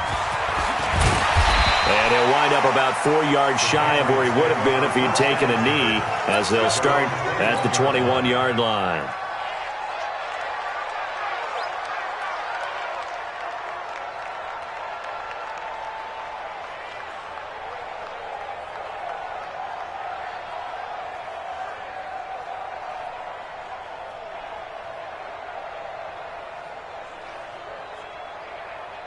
New England with a first down as they begin the drive. They have the ball here for the inaugural drive of the second half. Pretty big deficit, though. We'll see what adjustments were made in that locker room. And I never want to make something more important than it actually is, right? I don't want to create more hype than what is there. But this is I'm doing it, though. This is a really important drive. And we often talk about teams scripting plays to start a game. A lot of them script to start the second half, too. And they're scripting something that they expect to get them into the end zone and back into this game. We'll see if that script is a good one for them. Now a deep ball there on second down, but it'll wind up incomplete. It's been this way most of the afternoon, hasn't it? This secondary really put this receiving core on lockdown. Listen, they've worked together like a basketball team that's playing excellent defense. Great communication, doesn't matter whether it's man or zone. And especially against deep balls, as we saw there, they're not giving up anything to them. And now the third down throw incomplete as well. Now we're into the second half now, and this is an offense that continues to struggle to sustain a drive. Looks like they're just totally out of sync, whether they're running the ball, passing the ball like we saw there. I don't know. The rhythm seems off. So in their own territory, but they only need a few inches, so they're going to opt to go for this thing. We'll see. Maybe a surprise pass or run. What will they do?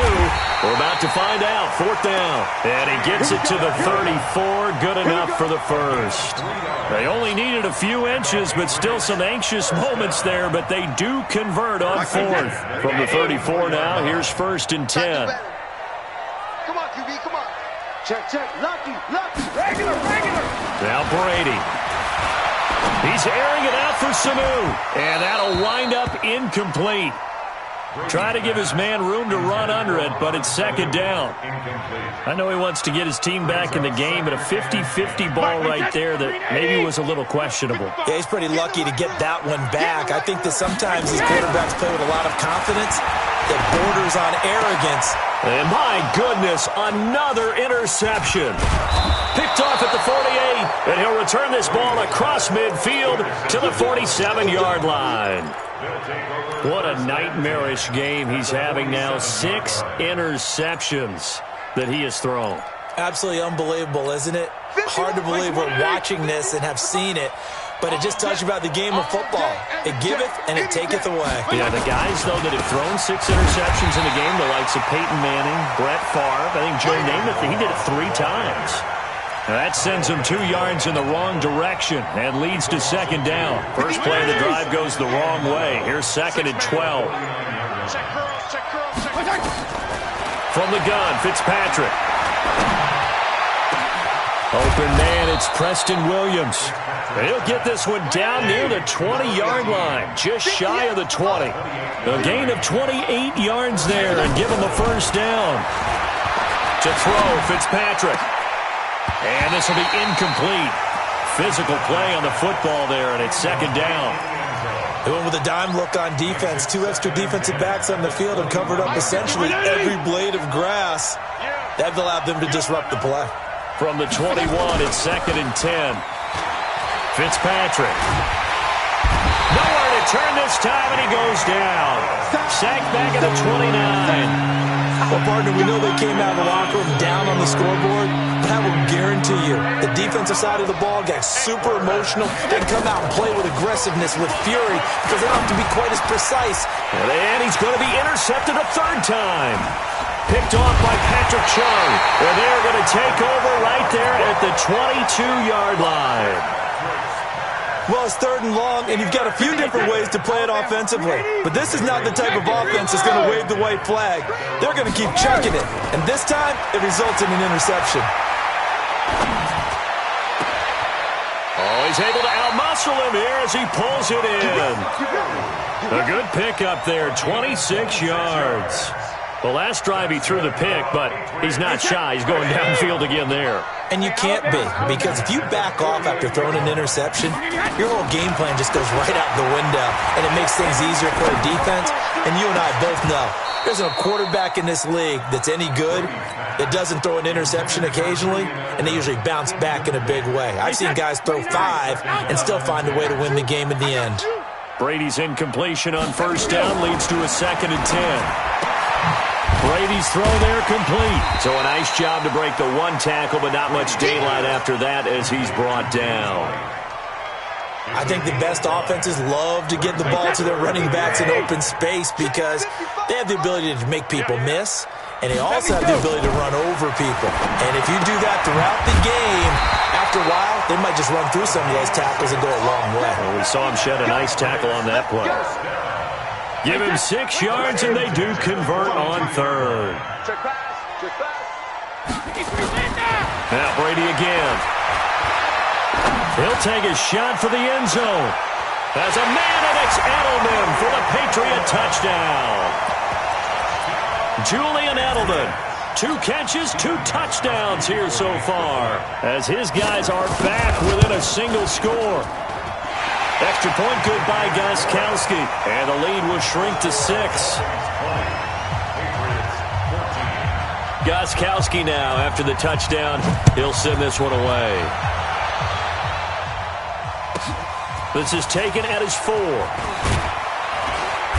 And a pretty good return here. He'll be stopped just shy of the 25 at the 24-yard line.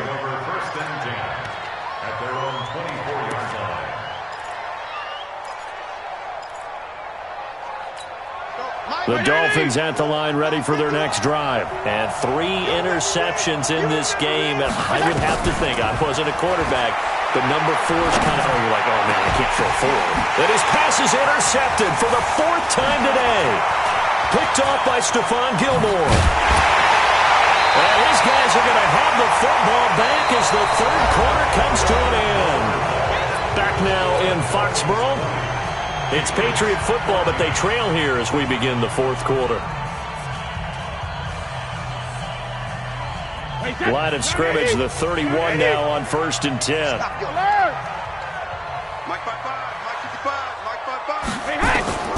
So after the INT, it's Brady. And now here is another interception. Picked off by Bobby McCain, and he'll go down inside the 15 at his own 13-yard line. Edelman, the intended receiver that time.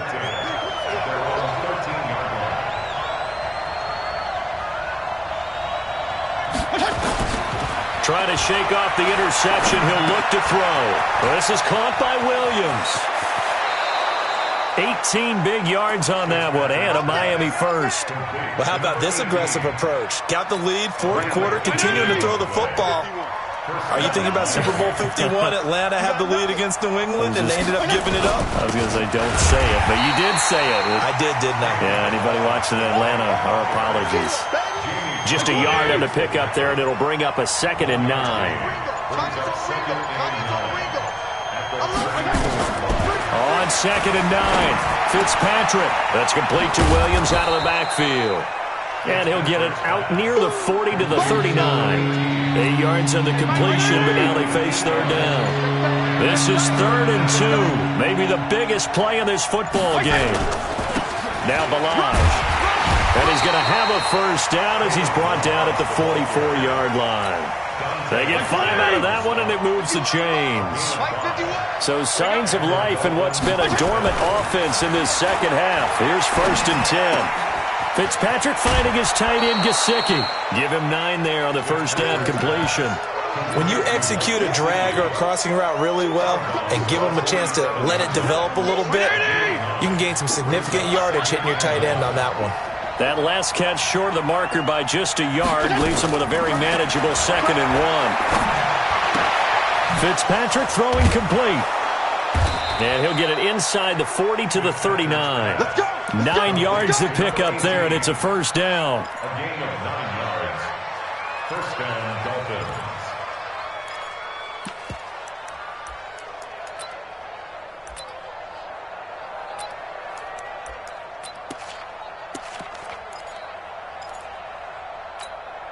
Not totally home free yet, but it's looking good as they come up 1st and 10. From the gun, Fitzpatrick. And he can't get a throw off. He's taken down. What a huge play at this point in the game. So the Dolphins have it as we welcome you back in. And let's see what they've come up with offensively after having time to talk it over. He's going to rifle one deep left side. And look at this. They get the turnover they needed. It's intercepted. Devin McCourty picks it off. And he returns it up just shy of the 20 to the 19-yard line. The Pats at the line ready to go. They go back to the air here after the INT on the last drive. And that is incomplete. He couldn't hold on through the contact. Brings up 2nd down. Brady's incompletion on 1st down leads to a 2nd and 10. To throw is Brady. He's going to let it fly. And that's caught inside the 30. Charles, just a gigantic play right there. Absolute breakdown defensively, but take no credit away. A huge gain, and that turns things around. 1st and 10 at the 25-yard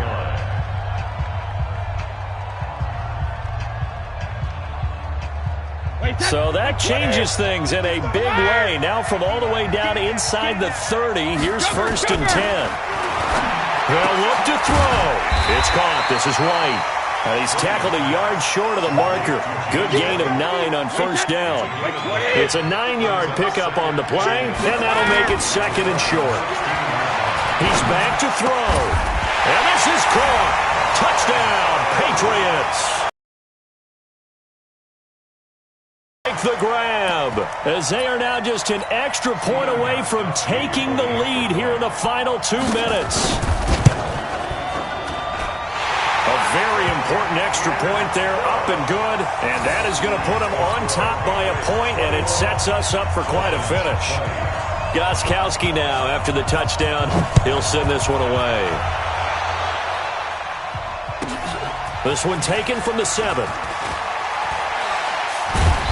And a good return as he'll be stopped just shy of the 30-yard line. The Dolphins take over 1st and 10 at their own 29-yard line. The Dolphins at the line ready for their next drive. They're only in need of a field goal, a decent amount of time on the clock. So tell me if I'm wrong. You don't have to be too panicked here. No, not at all. I agree with you. And this is where your preparation and your confidence comes into play. They've worked on these situations. They practice this all the time. They practice it all the time. They know what they want to get done. And in a lot of cases, the great competitors, they love this situation. They think they can go ahead and get it done. They practiced it. We'll see if practice makes perfect. Fitzpatrick to throw. And this is caught. It's Parker. And he is brought down, but not before reaching the 30. A well-executed 22-yard gain. The Dolphins going to take their second timeout, as it'll come with 36 seconds to go in half number 2. So signs of life in what's been a dormant offense in this second half. Here's 1st and 10. He'll look to throw. It's complete to Williams. Give him a couple on the catch. It's 2nd and 8. Now the Dolphins will use the last of their timeouts as they stop it with 28 seconds to go in this football game. So 2nd and 8 here after the pass play for 2 yards on 1st down. Fitzpatrick. He's got it to Williams. Only 3 yards on the catch.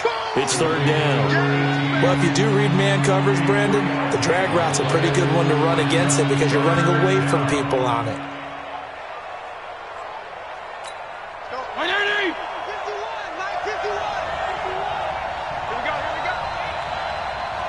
Check.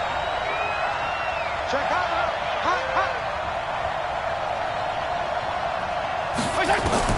Back to throw. And it's caught by Parker. And he'll take this into the end zone for a Dolphins touchdown.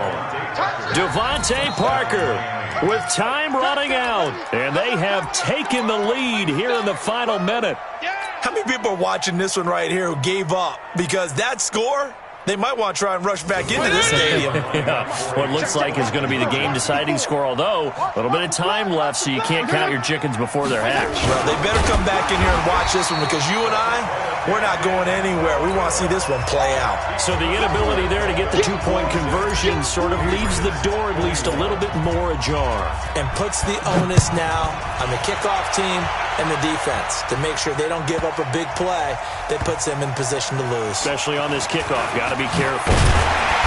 And not a particularly good return here as they'll be forced to start at the 12-yard line.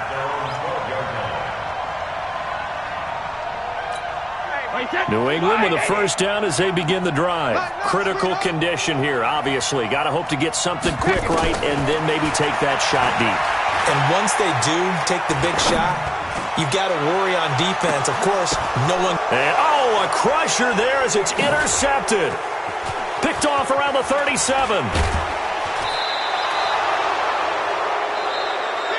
Well, we were on hand for a fun and entertaining game here. Coming down really to that last play. Great job defensively to get the pick and seal it. And we know that every play during a game matters. You're never sure which one's going to be one of the key ones. But at the end of the game, when you analyze it, 3, 4, 5 plays are going to be the ones you focus on. And that last play was one of them. The last shot had to take it, and they came up with the interception and sealed their victory.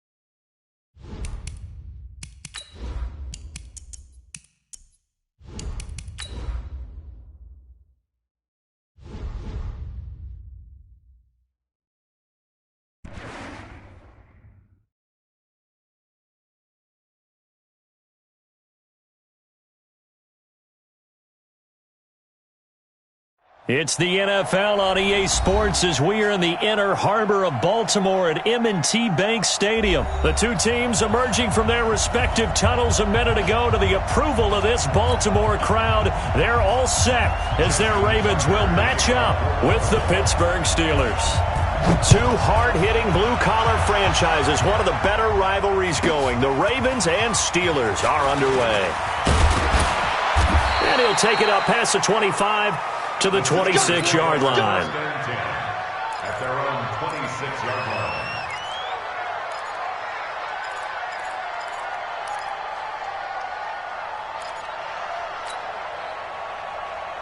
Set. Black 30. Let's go, D. What's tight? Tight ends right. What's tight?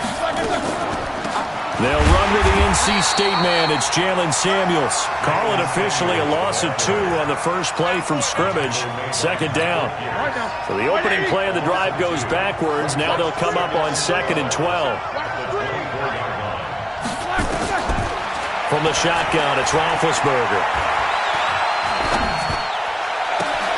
And he connects with Vance McDonald.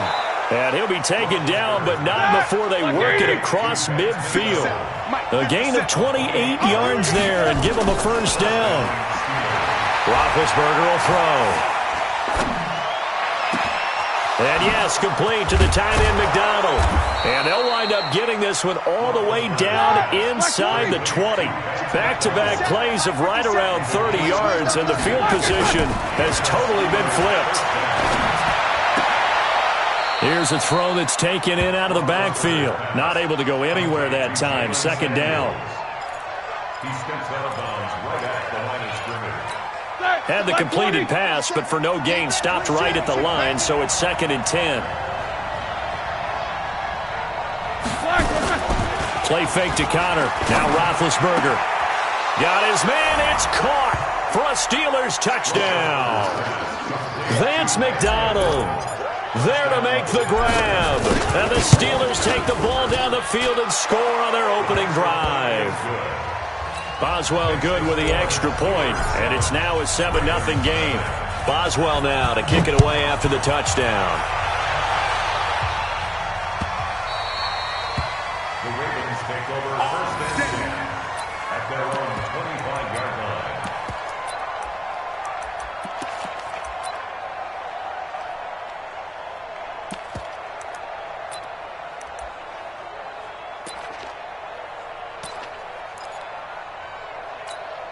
Jackson and the Ravens come up now 1st and 10 at their own 25-yard line.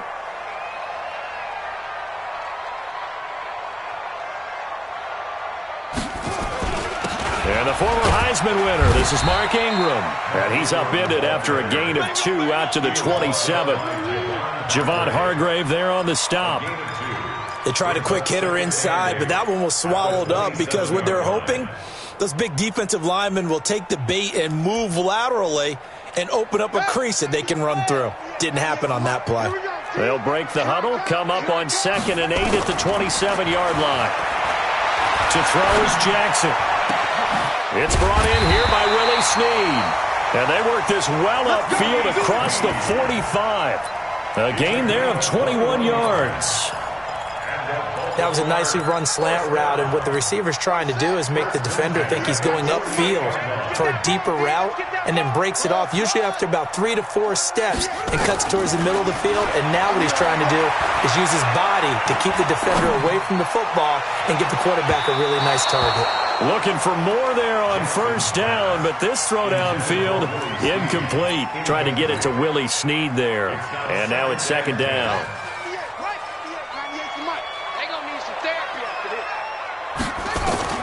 Here's Jackson. Going to throw again. It's caught by Mark Ingram. It'll be a gain of 9, and that is going to set up a 3rd and 1. Sometimes the most effective routes are the ones that you run in the backyard, and you probably ran them when you were 5 years old. How about a little curl there against zone? But the key to it is finding the open spots in the zone. How a linebacker or a defensive back will widen to give you space. Find that area and let your quarterback hit you. A big one there for the Ravens. It goes for 18. First down. 1st and 10 at the 25-yard line. Check, 55, Mike. So we got man throwing on first down. It's Jackson. This will be caught by Brown. And they do get him down, but not before he's able to slip it inside the 5-yard line. A nice gain of 21 yards. 2 big plays in succession. Not sure this D knows what hit him, but now they got to get ready. It's first and goal. Into heavy traffic, and it's intercepted. Picked up by Minkah Fitzpatrick. A big seam, and he might go all the way. And he'll get it all the way down inside the 35-yard line. They told us repeatedly earlier in the week in our meetings, we need some plays from our defense here on the road early. They got one. And don't think they were above all week long pointing out to their defense. Then the other defense is rated higher than them. You going to let that happen, guys? Is that how we're going to play? And they responded to the challenge. That one good for 14 yards and a Steeler first. Roethlisberger coming up with a 1st and 10. And he's a perfect 5 for 5 here to begin the game. First down run for Connor, not going to get much. Maybe a yard. Second down. After 1, 7-0 on EA Sports.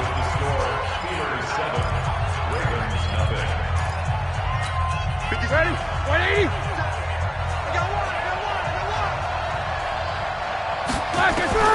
On 2nd and 9, Roethlisberger. He finds his man Johnson. And they've got it inside the 10 at the 8. His first catch of the game, good for 11 and a first down.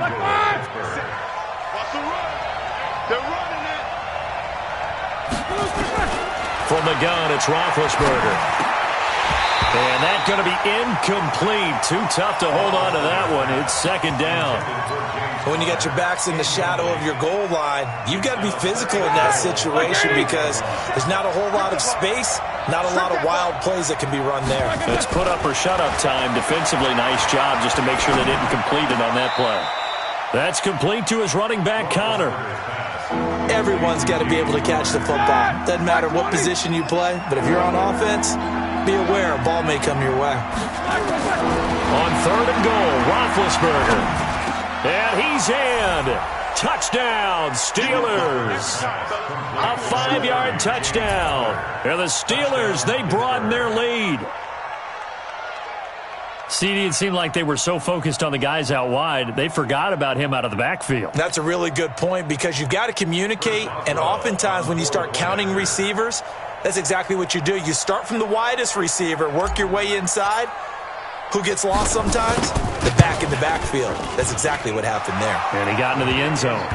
Extra point put through by Boswell. And that'll make the score 14-0.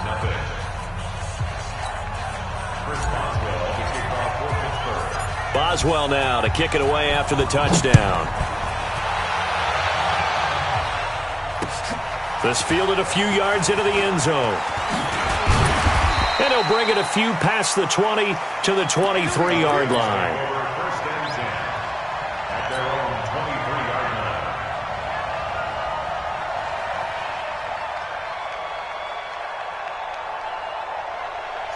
The Raven offense set at the line for this next drive. And they're in a bind early here, down 14-0. Are you worried at this stage or still too early? You're worried. You're just trying not to transmit it to the rest of your team. You want to make sure that they stay positive. But at the same time, you're wondering, how are we going to move the football? What do we have on this play sheet that can work? Get back to basics is usually your answer. And make sure you find the guy who can move the ball fastest for you if you just get it in his hands. Still second quarter. You get points on the board here. I think you're feeling okay. This pass into the arms of Snead. And they'll get it all the way up about 5 yards shy of midfield. 22 yards there, a first down.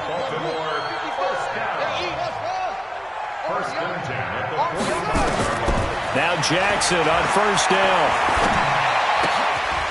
Into a double team, and it's intercepted. Picked off by Mike Hilton. And his guys will take over at their own 44-yard line. The Steeler offense here about ready for their next drive. It's been a good first half so far. They're up 14-0. Points here, they could really put them in command before intermission. Yeah, and it's all well and good what they're seeing and how they're feeling right now. But this is the NFL. How many times have we watched 14-0 leads evaporate and quickly? So how have we seen them combat it? Continue to run your offense, but don't back off at all. Don't start looking at the clock. Don't start thinking about, hey, just take care of the football. Keep attacking. Usually the best way to maintain control. Now a man open down the middle of the field. And he'll get this one down near the 20-yard line, just shy of the 20. The catch and run, good for 24 yards. Roethlisberger now nearly perfect. 9 of 10 in this first half. It's 1st and 10. Now Roethlisberger. He'll get that one complete to Connor. And he's going to get a solid gain of 9 before being brought down. 2nd and right at a yard. Give him 9 on the play, and it'll be 2nd and about a yard. 2 minutes to play, first half. It's 14-0. We remind you that coming up in 2 minutes' time, we'll hand you off to Orlando, where Jonathan Coachman will have highlights and analysis of this first half of action. And he'll lay out and pull it in. What a diving catch there. 4 yards on the play. That's going to lead to 1st and goal. Here's 1st and goal, and gosh, points here. A chance maybe to put this thing away before halftime. Now it's Roethlisberger. And caught in the end zone. Touchdown, Steelers. 3 first-half touchdown passes now for Ben Roethlisberger. And the Steelers, they broaden their lead. And he's a little bit on the shorter side as a receiver. Maybe sometimes for the defense, tough to find the little guys, right? Yeah, sometimes they get lost in the traffic, but usually what it means is that rather than just winning with height or even speed, they use their quickness to find a way to get open. Well, tall, short, wide, skinny, whatever, there it results in a touchdown. This fielded a few yards into the end zone. And the decision to come out is going to cost him 5 as he's taken down right at the 20.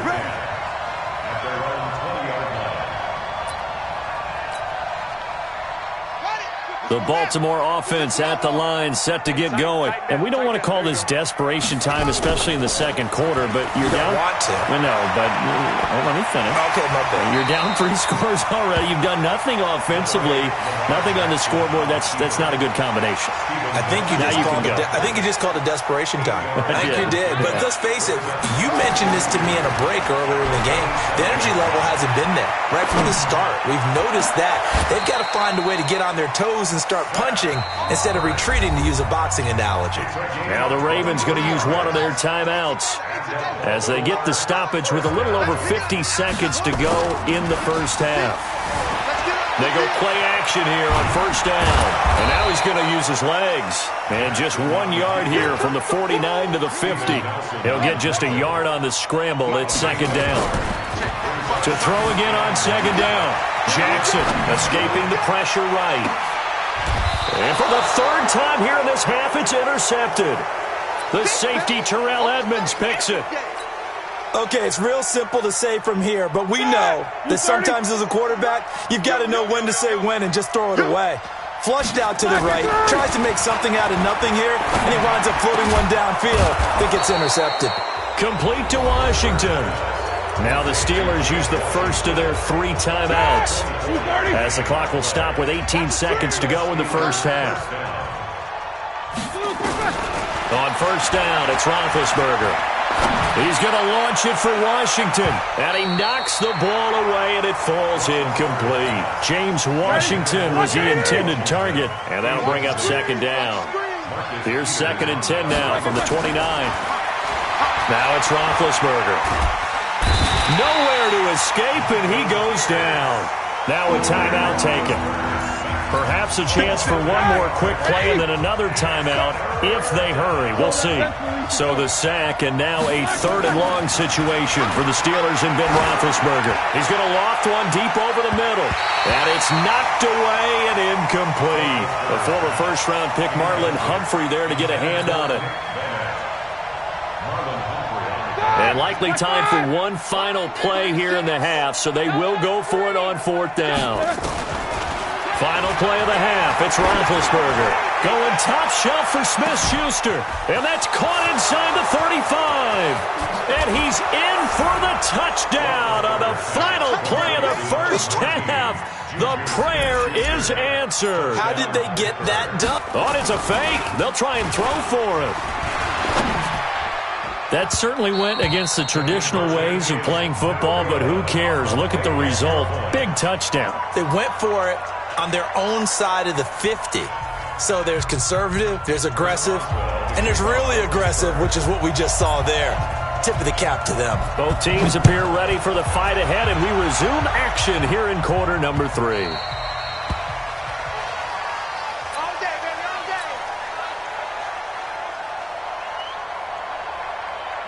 The Raven offense set at the line for this next drive. And that first half, one to forget really on both sides of the ball. They got to find some way to string something together here, don't they? Yeah, they're down big right now. So as you mentioned, trying to find something to string together. This is caught at the 20. And he takes it down deep into Pittsburgh territory. A big play that time for the Ravens. 61 yards. Now a play fake here on first down. Steps away. Jackson hit, and he lost the football. And it's picked up by the Steelers. And a big turnover there as his guys will get the football back. When I see a play like that, I come back to risk reward. I don't know about you, but is it worth it at that point, whatever you're going to pick up, to either take the hit, and in this case, lose the football? Should have gone down. I mean, hindsight's always 20/20, but that's the safe play. You're exactly right. Hindsight's really never wrong, is it? Because you can analyze it, but I think ultimately you got to look at it as a first option, taking care of the ball, getting what you can, and that's it. Don't worry about it anymore. Easy, easy. You gonna get this, boy? You think you gonna get this? On first and 10 is Conner. And he'll scratch out only about a yard up to the 32. They tried a quick hitter inside, but that one was swallowed up because what they're hoping, those big defensive linemen will take the bait and move laterally and open up a crease that they can run through. Didn't happen on that play. Hey, seam 6. Seam 6.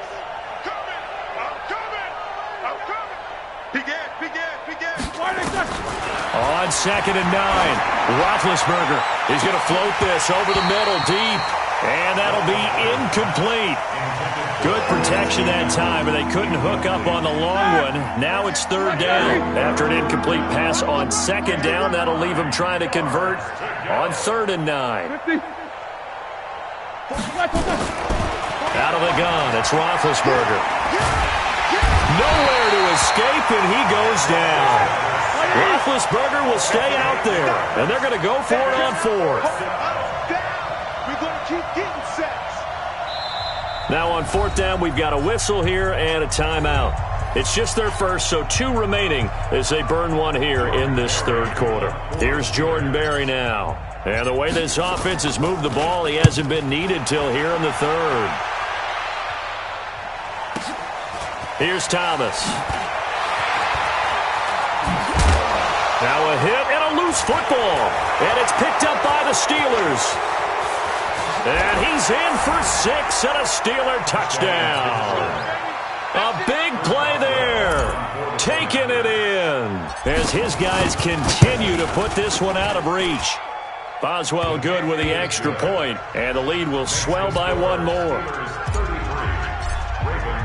And you can bet they're preaching 2 hands on the ball here as the kick's away following that fumble return. The Ravens take over first and 10 at their own 25-yard line. The Baltimore offense at the line, set to get going. And they'll be looking to atone for last time's mistake of fumbling inside the red zone. Certainly they don't want to do that again. And so much emphasis placed on red zone offense. I mean, you have periods devoted in practice just for that because everyone knows how vital it is to put points on the board when you've entered that part of the field. And to come away with nothing, that's difficult for a team to handle. And difficult, and now we'll see if they can make it less difficult on themselves on this drive. Throwing again on second down, but this time it's incomplete. So after the second down incompletion, they'll come up now against a 3rd and 6. They'll fake the give to Ingram. Now Jackson. And that will be incomplete. Well, they weren't scared to let it fly, but it falls to the ground and brings up 4th down. Another drive comes and goes, still nothing on the scoreboard. Yeah, and when the second half comes, you know, it's real easy to get discouraged and wonder if you're ever going to get things started. But you just got to fight through it. Got to keep pounding away. They'll indeed go for it with Jackson. And this is incomplete. So certainly an interesting call there to go for it. And the Steelers, they're going to take over an excellent field position.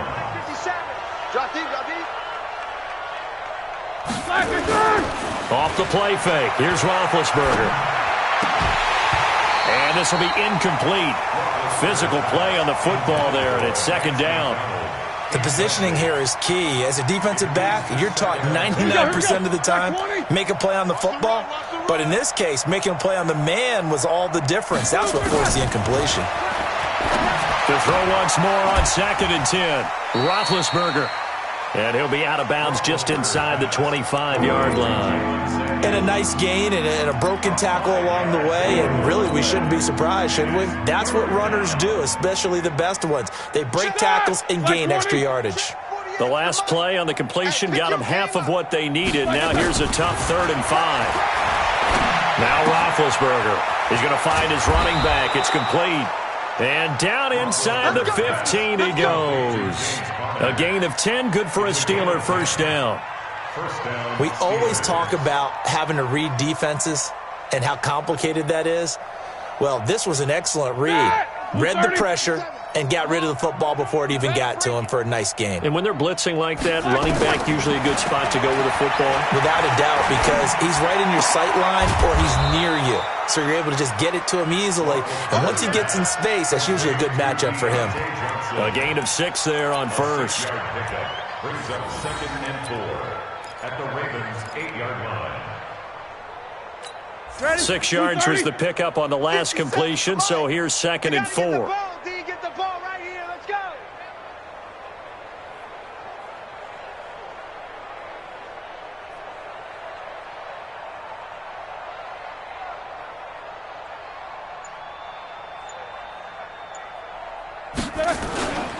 On 2nd down, Connor looking for space. And the stop will come inside the 5 at the 4. 4 yards on the play, and that leads to the 1st and goal. It'll be 1st and goal when we come back. We'll return with more after this. This is the NFL, and it's on EA Sports. 180. We own them. We own them. They'll run here with Connor. And he will push his way forward down to about the 3-yard line. Only a yard on the pickup there. 2nd and goal. Well, Brennan, we always know that once you score 1 touchdown, want 2. You're without a doubt. And so far today, he's got 1, but was denied as he tried to get the 2nd one. And he's going to get this back to the 3-yard line and no further. No gain on the play there. They're going to need to come up with something better here on 3rd and goal. And the Steelers on 3rd down. They've hit 2 for 4 thus far. This is 3rd and goal.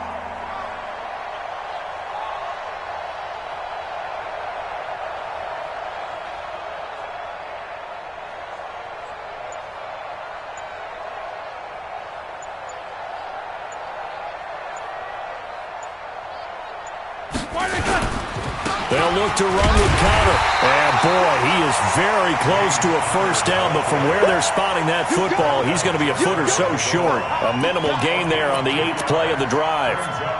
4th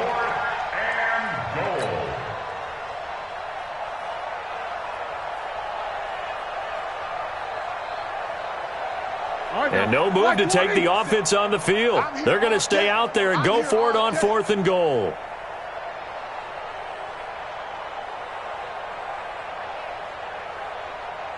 Check 4, check 4.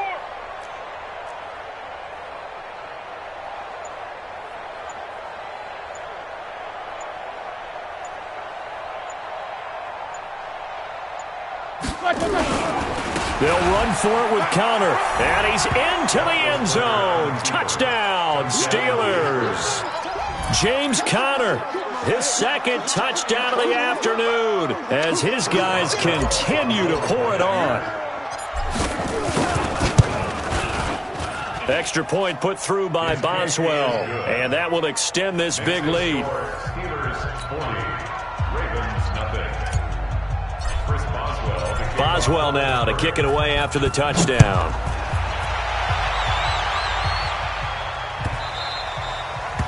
The Ravens take over first and 10 at their own 25-yard line. The Raven offense set at the line for this next drive. And let's face it, this drive is not going to have any bearing on this game, but it's kind of important for one reason, isn't it? It certainly is. You got to get points. And, okay, all right, I'm being facetious here. But you get points, you feel a little bit better about yourself as you move on to the next one. 5 yards on the catch there, brings up second down.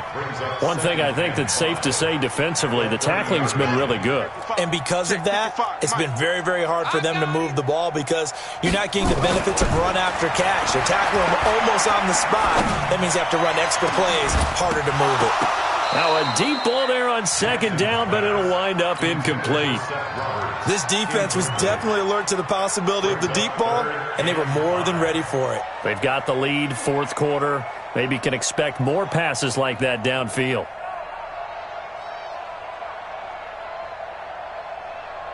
They come up now, 3rd and 5, following the incomplete pass. From the gun, it's Jackson.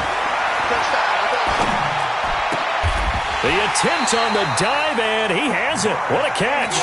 That's good for a Raven first down, 15 yards there. And the key number on that play, 3.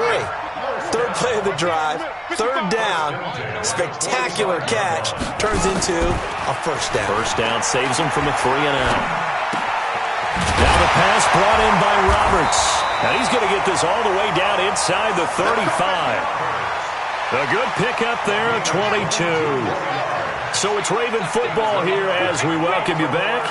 They've got a 1st and 10 as they search for a late score. Here we go, D. Here I come. Jackson on first down. Flush to his right. And that is incomplete. Took a shot there on first down, but he couldn't reel it in. From the 34, they'll come to the line on 2nd and 10. Now Jackson throwing again. And this one incomplete. Too much contact to hold on to that one, and it's 3rd down. At this point, down big, you'd have to imagine this defense are just going to sit back, blanket the field as best they can. Yeah, this is actually the easy part of the game for them because, just as you noted, they can sit back, keep everything in front of them. But they've blanketed the field the entire game using a variety of coverages.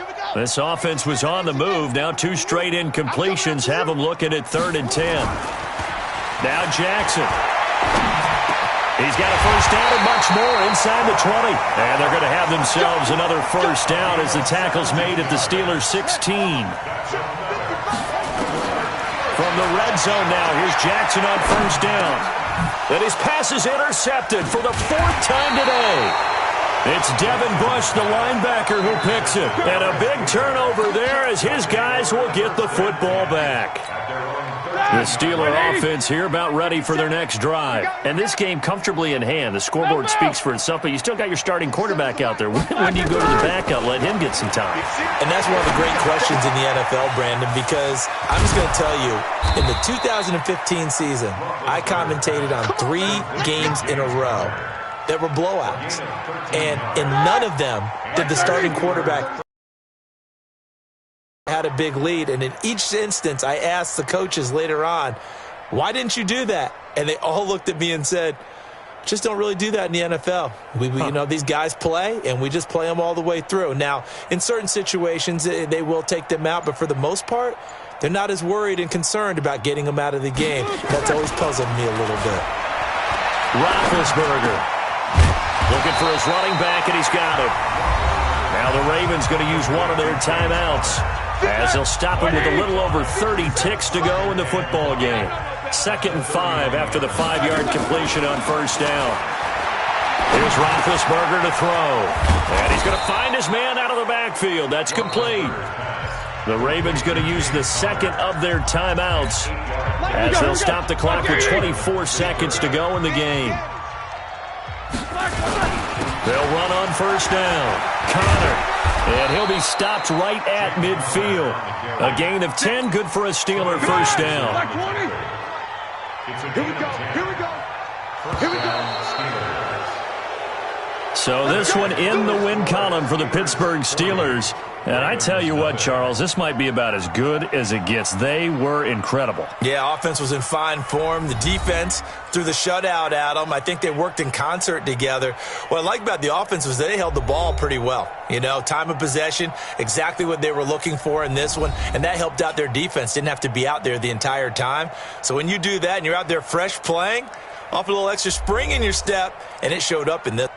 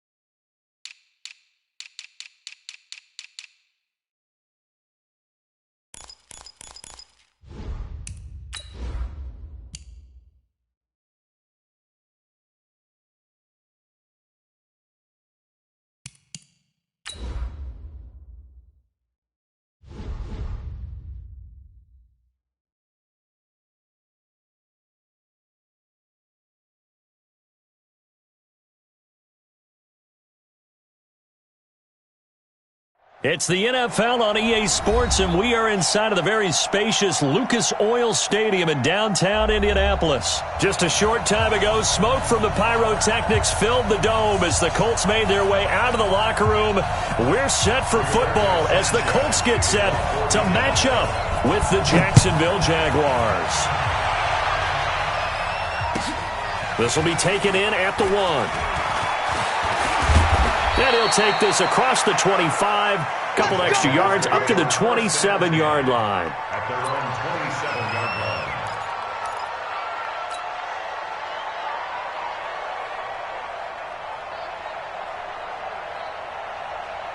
Set up, 50, plant. Hot 50. Tighten up. Pull it together. Minshew, 1st and 10. And incomplete to open things up. Trying to get it there to D.D. Westbrook. And that'll bring up 2nd down. 2nd and 10 now from the 27. On 2nd and 10, it's Minshew. Open is Swain, the tight end. 6 yards is the pickup, and that'll lead to a 3rd down. And they'll look to avoid an early 3 and out here on 3rd and 4. Looking to throw it. Minshew into the hands of his tight end, Jeff Swain. And this effort won't be enough as they rally up to stop him a couple of yards short. 2 yards is all they'll get on the completion. It's 4th down. And how about the call here? They need 2 yards in their own territory on 4th down, and they're going to go for it.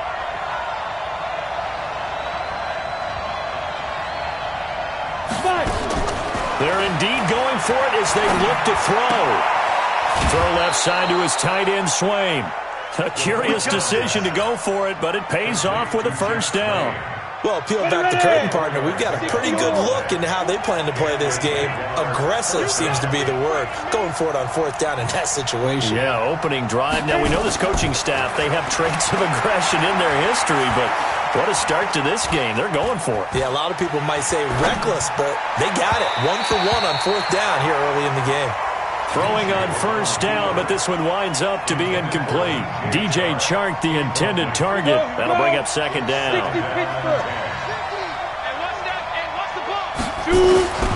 Again, Minshew looking to throw. Nowhere to escape, and he goes down. Justin Houston making his presence felt there in the backfield. And we say it all the time, have to be able to get rid of the ball sooner than that. You have to help your offensive line out. They're going to protect you as best they can. And if you're getting 3 to 5 seconds to throw the ball, they're doing a really nice job. But when you hold it and give up a sack, you're really almost discrediting their work. They'll go play action here with Minshew. Oh, the pressure too great, and he goes down once more. Jabal Sheard providing a little deja vu, back-to-back sacks, and now they're staring at a 4th and long. And the punt team on now as this one's sent away.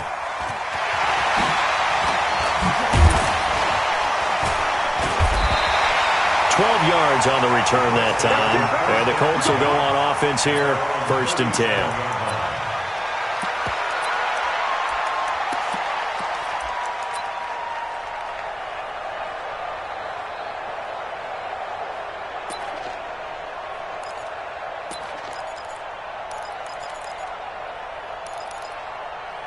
Line of scrimmage, the 37 on 1st and 10. Now flags will come in. I think this one's going to be on the defense for jumping. So a jump there defensively. And it's a killer. Watch the football.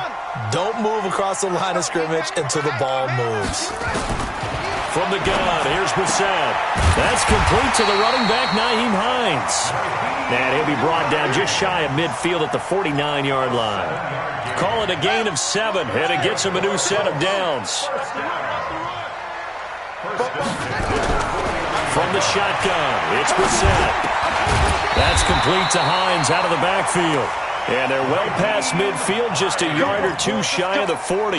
That's good for an Indianapolis 1st down on a gain of 10. Off the play fake, here's Brissett. Out to his left. Into the hands of his running back, Marlon Mack. Just a 1-yard pickup on the play, and it's a 2nd down. He was out there waving his arms, and when you got a quarterback out of the pocket looking for any help, I guess waving the arms is helpful. It certainly is, because you got to get his attention, because now you're in scramble drill. So everyone's adjusting their routes, finding open space, and he found the right spot for the completion. And he's going to have another 1st down as the tackle's made at the Jaguars' 28. I don't think it's a surprise they're throwing the football early. We expected that. They told us they were going to come out firing, but 4 for 4 on the opening drive. They like that. They don't just like it, they love it, because now everyone gets locked in. Your confidence jumps up. Everyone's easy about what they're doing out there. And by the way, they're looking at the sideline thinking to themselves and expressing, let's keep throwing it. We're doing pretty well. On 2nd down, here's a run to Mack. And on this one, he'll get to the 15, right at the 15-yard line. That one, a 1st down pickup of 8. No score after 1 on EA Sports.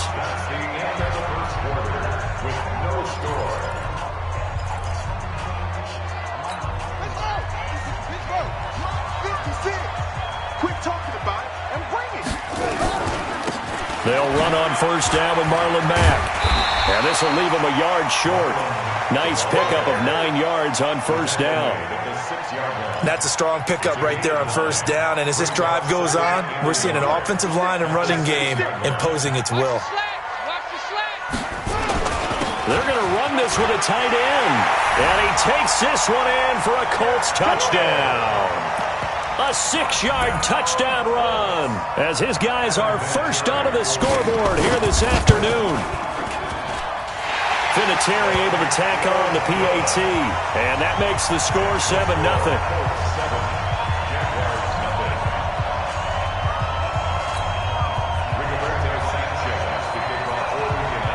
The kickoff team on the field now as they will send this one away.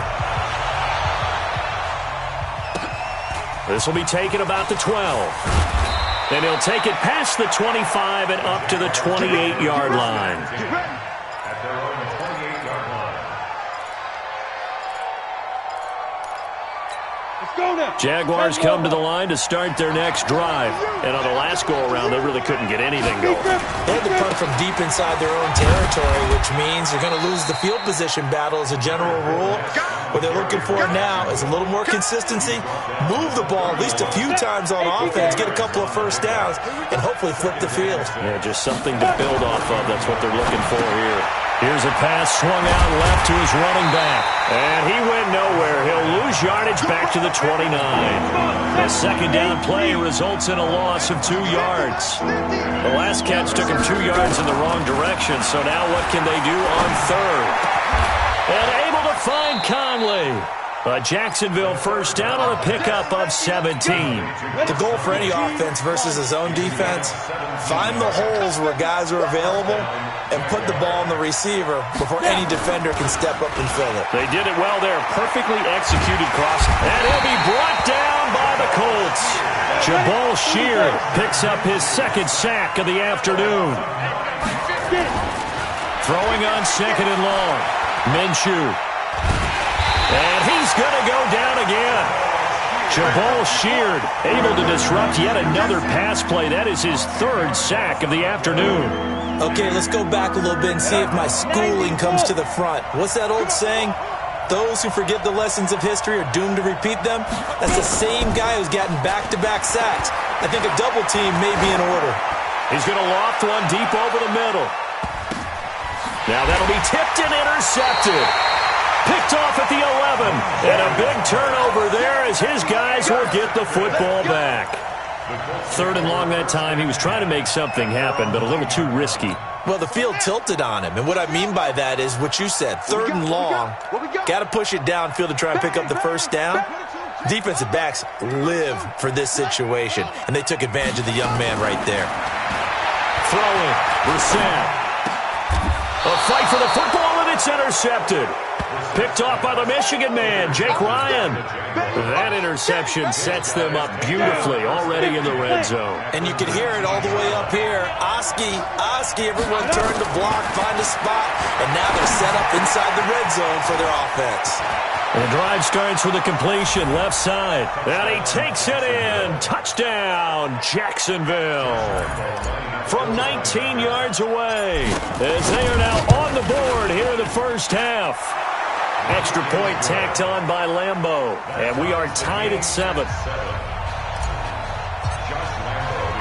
So all even at 7 now as they kick it away.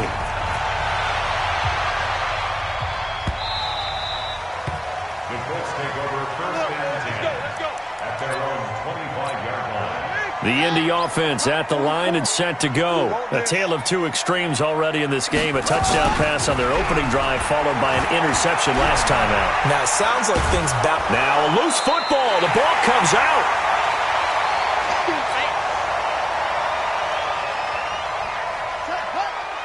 Coming up at halftime in a little less than 2 minutes, we'll send you to Orlando where Jonathan Coachman is standing by. He'll have highlights and analysis of this first half. 27 yards there, a first down. Hey, did you have one of those backyards that you had one of those, like, mats or pits like you have for high jumpers? And, you know, you had your friends throw the ball and you tried to make the spectacular catches? I didn't need a mat. you just did it with the ground? Absolutely. That explains your Concrete. toughness. That explains your toughness right there, because I think that guy was raised just like you. What a catch. Throwing again on second down. Brissett, the completion good. This is Eric Ebron. And brought down, but not before they're inside the 25. It'll be a gain of 17 and an Indianapolis first down. Brissett now, after the pick on the last drive, 3 for 3 to start this drive. It's 1st and 10. Now a throw to the end zone on first down, but it winds up incomplete. T.Y. Hilton, the intended receiver, but it'll be 2nd down. Once again, they'll go from the 23-yard line on 2nd and 10.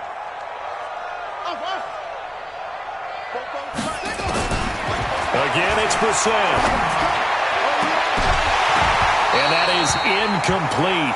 A lot of force bearing down on him there. He could not hang on. It's 3rd down. So back-to-back incompletions. 3rd down here in 10, but you're still in field goal range. And that's the thing to keep in mind. They're in field goal range. So now you don't take any unnecessary risks, but you try and find a way to get back to what you were doing earlier in the drive in order to finish this one off. On 3rd down, Brissett. And the Jags get to him as down he goes. Like a freight train off the edge, Calais Campbell with a sack. Great job defensively. I think he was trying to go through his progressions, find someone to get rid of the football. Before he knew it, he was on his back. So that just brings us right back to what you said in the beginning. A great job defensively. Nowhere to go with the football. That led to the sack. Well, this winds up an empty possession. Everything looked okay. He just never got the ball on target. And knowing him, he'll be disappointed with that effort. Jaguars come to the line to start their next drive. And from this spot in the field with the clock where it's at, you think we're just going to see a knee and that's it? And I think in this situation, that's the proper play. But we do know there's some risk takers out there that may want to take one more shot before the clock runs out. That's it for the first half. 2 more quarters to go. We'll have plenty more to see after the break. All right, Coach, thank you, and we welcome everyone back for quarter number 3. Set and ready to go for the second half. 1 touchdown apiece, 7-7 our score. This fielded at the 2. And he'll get it up to about the 26-yard line just across the 25. The Colts come to the line ready to start their next drive. They have a chance to break our tie here as we get a look at the first drive of quarter 3. And it's such a tone setter, isn't it? Because both sides trying to seize momentum to begin the half. What do they have dialed up that'll give them an advantage to move the ball downfield? Let's find out what they have dialed up. So after the incompletion on first, now 2nd and 10. Now Brissett. To the right side to Eric Ebron. 6 yards is the pickup, and that'll lead to a 3rd down. It's a gain of 6. Makes it 3rd and 4. Brissett from the gun on 3rd. And he's got his man Hilton.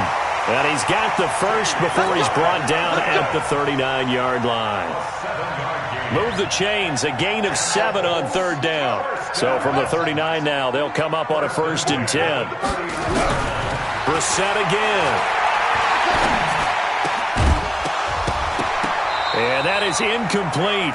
He couldn't hold on through the contact. Brings up 2nd down. So, Charles, tie game here. What are your keys as we continue to play this second half? I know people think it's always trite when you say the same things over and over, but they're tried and true in the game of football. Who's going to block better? Who's going to tackle better? In this case, to me, it's turnovers. You've got to take care of the football in order to win the game.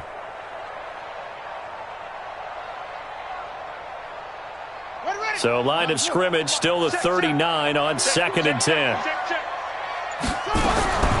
They'll throw again. Brissett.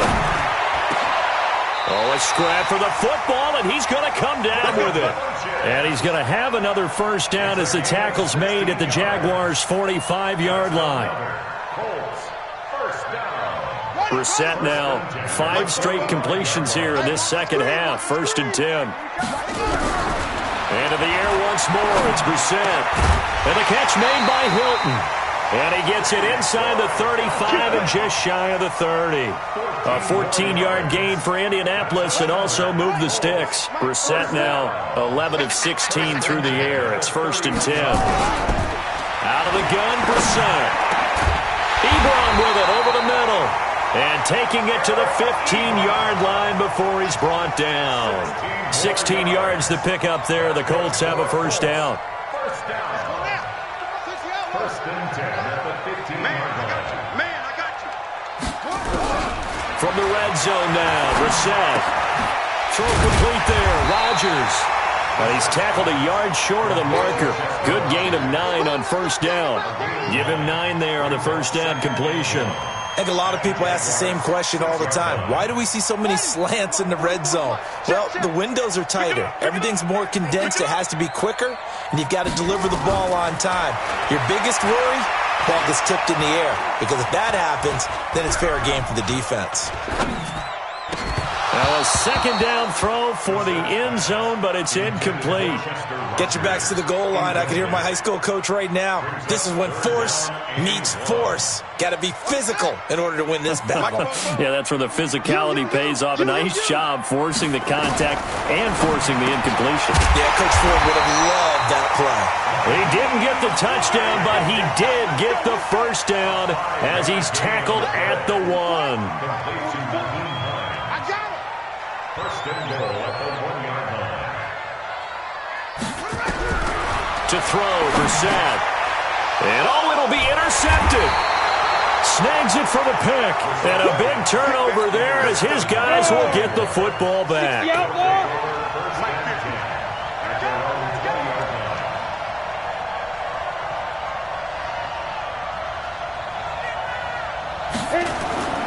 Off play action, it's Minshew. He's going to float this over the middle, deep. And that'll be incomplete as it's knocked away. But a penalty flag is down. So who's this going to be on? Looked like some hands both ways. They got it on the offense. Sometimes there's a fine line between being the receiver and the DB, and he knocked that one away. Might have caused an incompletion that could have been an interception. From the gun, Minshew to throw. And he'll get that to Fournette, complete. And he'll be brought down, it looks like, right at the 15. It's a gain of 5 on the play, and it'll be a 2nd and long.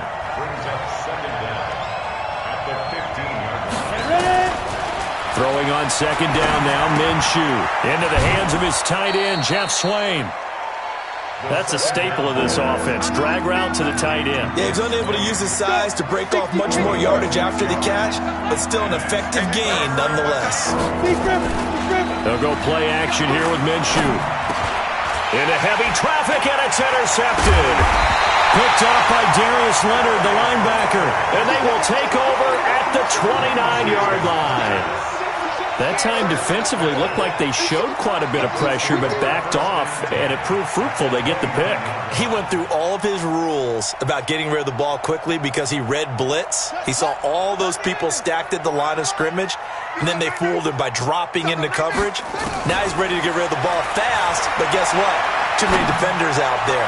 Exactly as you described, an interception. Now here's a pass on first down that's knocked away and incomplete. It was Quincy Williams with a tight coverage there. Here's 2nd and 10 now from the 29. Here's Brissett. He completes this one to Mack. Stopped at the 24-yard line after a gain of 5. And this should be the final play before the quarter ends. From the shotgun, it's Brissett. And the throw there going to be incomplete. Brissett's pass, intended for Eric Ebron, incomplete. It's 4th down. And no move to get the offense off the field. They're going on 4th and 5. Now Brissett on 4th down. And that one knocked away and incomplete. Nice job defensively on what will be the final play of the 3rd quarter. Back now in Indianapolis. 7-7 is our score. Pretty even matchup so far as we start quarter number 4. Jaguars come to the line to start their next drive. Their defense has done the job. Now it's the offense's turn as they've got it 1st and 10. Here's a throw out wide, complete to his running back right side. And he will lose yardage here back at the 23-yard line. It'll wind up being a loss of 2. And that'll make it 2nd and 12.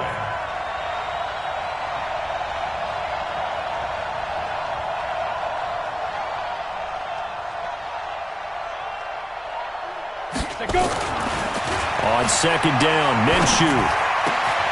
Open is Swaim, the tight end. 16 yards that time on the pickup for the Jags and a 1st down. It certainly feels like there are more stars at the tight end position than there were even 10 years ago. And I think it's become more of a glamour position because of the ways it can hurt a defense.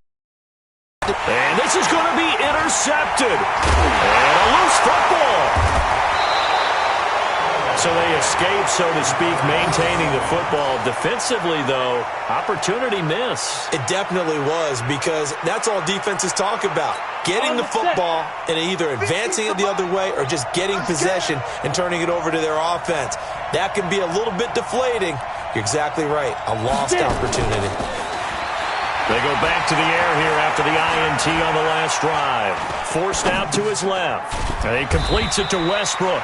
And he's taken down at the 50 after a short gain of 2. Give him a couple on the catch. It's 2nd and 8. Everyone has their strengths, able to move to their right or their left, being able to throw the football. So that means you've got to work on both, because you never know which way you're going to get flushed by pressure. In this situation, able to escape to his left and makes an accurate throw. And they'll work this down to the 40-yard line. Tackled there. 11 yards there for Jacksonville and a 1st down as well. Well, partner, I know this type of running back. I mean, this size, this intensity usually gets better as the game goes on. I just tell you from experience, the first few quarters, oh, you're eager. You come running up there, I'm going to tackle this guy. By the 4th quarter, you're coming up and thinking about it. And D-line wearing down 4th quarter. Yeah, that's not a guy they want to see consistently.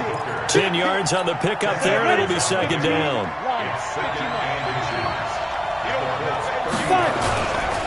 On 2nd down, here's Fournette. And he's able to get it down to the 25-yard line.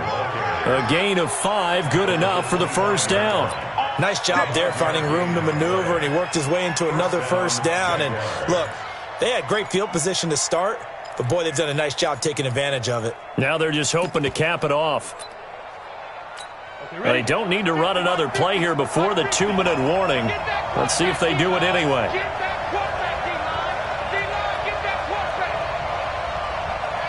Getting down to the good stuff. All tied with 2 minutes remaining on EA Sports.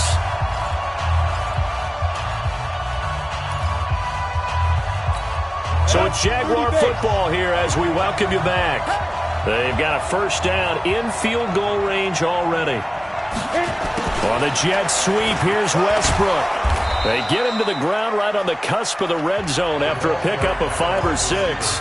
So fresh out of the 2-minute warning, and here's another timeout taken with 1:55 remaining. Let's go, let's bring it. Let's bring it. Now Leonard Fournette. And he's brought down just outside of the 10 at the 11. But they picked up a little bit of yardage there, and now, in this situation, should be in no hurry to run a play really fast. Let the clock wind down. So a good run by Fournette. Now another 1st and 10. Gonna give this time to the tailback. And the result here, a pickup of 8. Leaves them with 2 to go on 2nd down. Now the Colts going to burn the 2nd of their timeouts as they'll talk things over prior to this upcoming 2nd down play. Set the tone, defense. Let's go. This is Fournette. And he is met quickly in the backfield. Down he goes, folded like a lawn chair. Perfectly designed blitz right there. They took that one from the grease board to the field because they were able to free up their linebacker to get into the backfield and spill the play.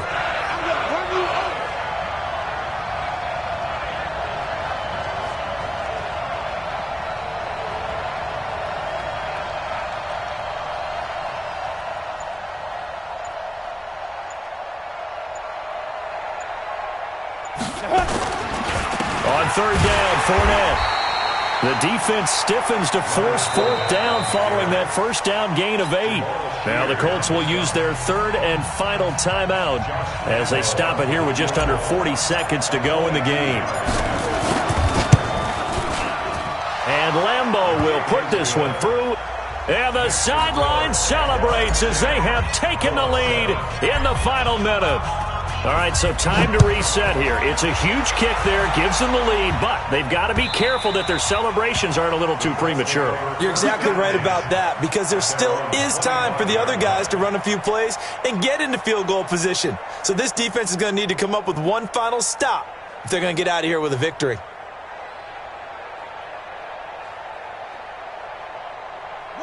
The Indy offense at the line and set to go. They only need a field goal. Obviously, the clock a huge factor. They'll be watching that. What do they need to do here, Charles? Your sequence of plays has to get you out of bounds. Completions, get out of bounds, gain some yardage. Then when the clock hits 7 seconds or left, now you get a decision. Are you in field goal range, or is it Hail Mary time? Because from 7 seconds down, you don't want to take a shot that you're going to have another play. We'll see how they handle it. They try to throw on second down, but this one is incomplete. Tried to go for the big one there on second down. Now they're likely down to their final 2 plays. And you know they've got to keep going for the big shot, right? So defensively, you play what they call top down. Nothing behind you. Make everything get completed in front. Big play coming up. Here's 3rd and 10. I would expect to see some pressure here. The pressure drops off as they'll look to throw. They'll roll him out right. Now a desperation throw deep downfield. That's going to be knocked away and incomplete. This defense looking impenetrable now. 3 straight incompletions. They're giving him nowhere to go with the football. Maybe a little frustrated back there? Oh, there's no doubt about it. When you've missed on 3 straight, there's going to be some frustration. But now he's got to make sure that that frustration is temporary, not lingering. Big throw coming up. Now they go for it on 4th, but this one is going to wind up incomplete. They had to go for it with such little time remaining, and the Jags take over in terrific field position. Go! 10-2 stop. Check back 50. Blue there. Go. That one looks like he'll throw here. Nowhere to turn here, and he's going to go down. Back at about the 37-yard line. And the clock will now stop as a timeout is called with 5 seconds left. So the field goal unit is on the field as this is a big spot right here. This from 54 yards away. And his kick is right there. It's good. And the lead stretches to 6 here. It's 13-7. These kickers now, it's like we take them for granted. Kicks like that used to be such a big deal, and now you just expect them to make it. Yeah, you're exactly right, and we shouldn't take them for granted. I have a theory about it. You want to hear it? Yep. They are more athletic now than ever before. Talk about kickers. Trace their backgrounds, trace their histories. You'll find that they were big-time athletes all along, but their kicking was so prevalent that we made them specialists. Well, and now those 50-plus yarders seem easy for some reason. Well, going into the final play of this game, they knew that they needed some type of a miracle there at the very end, but they couldn't get it done. However, we were treated to really a spectacular affair. Even though they didn't finish it off, you're exactly right. They took us down to the last play. You're wondering, could it happen? Possibly, even though we both knew it was a long shot.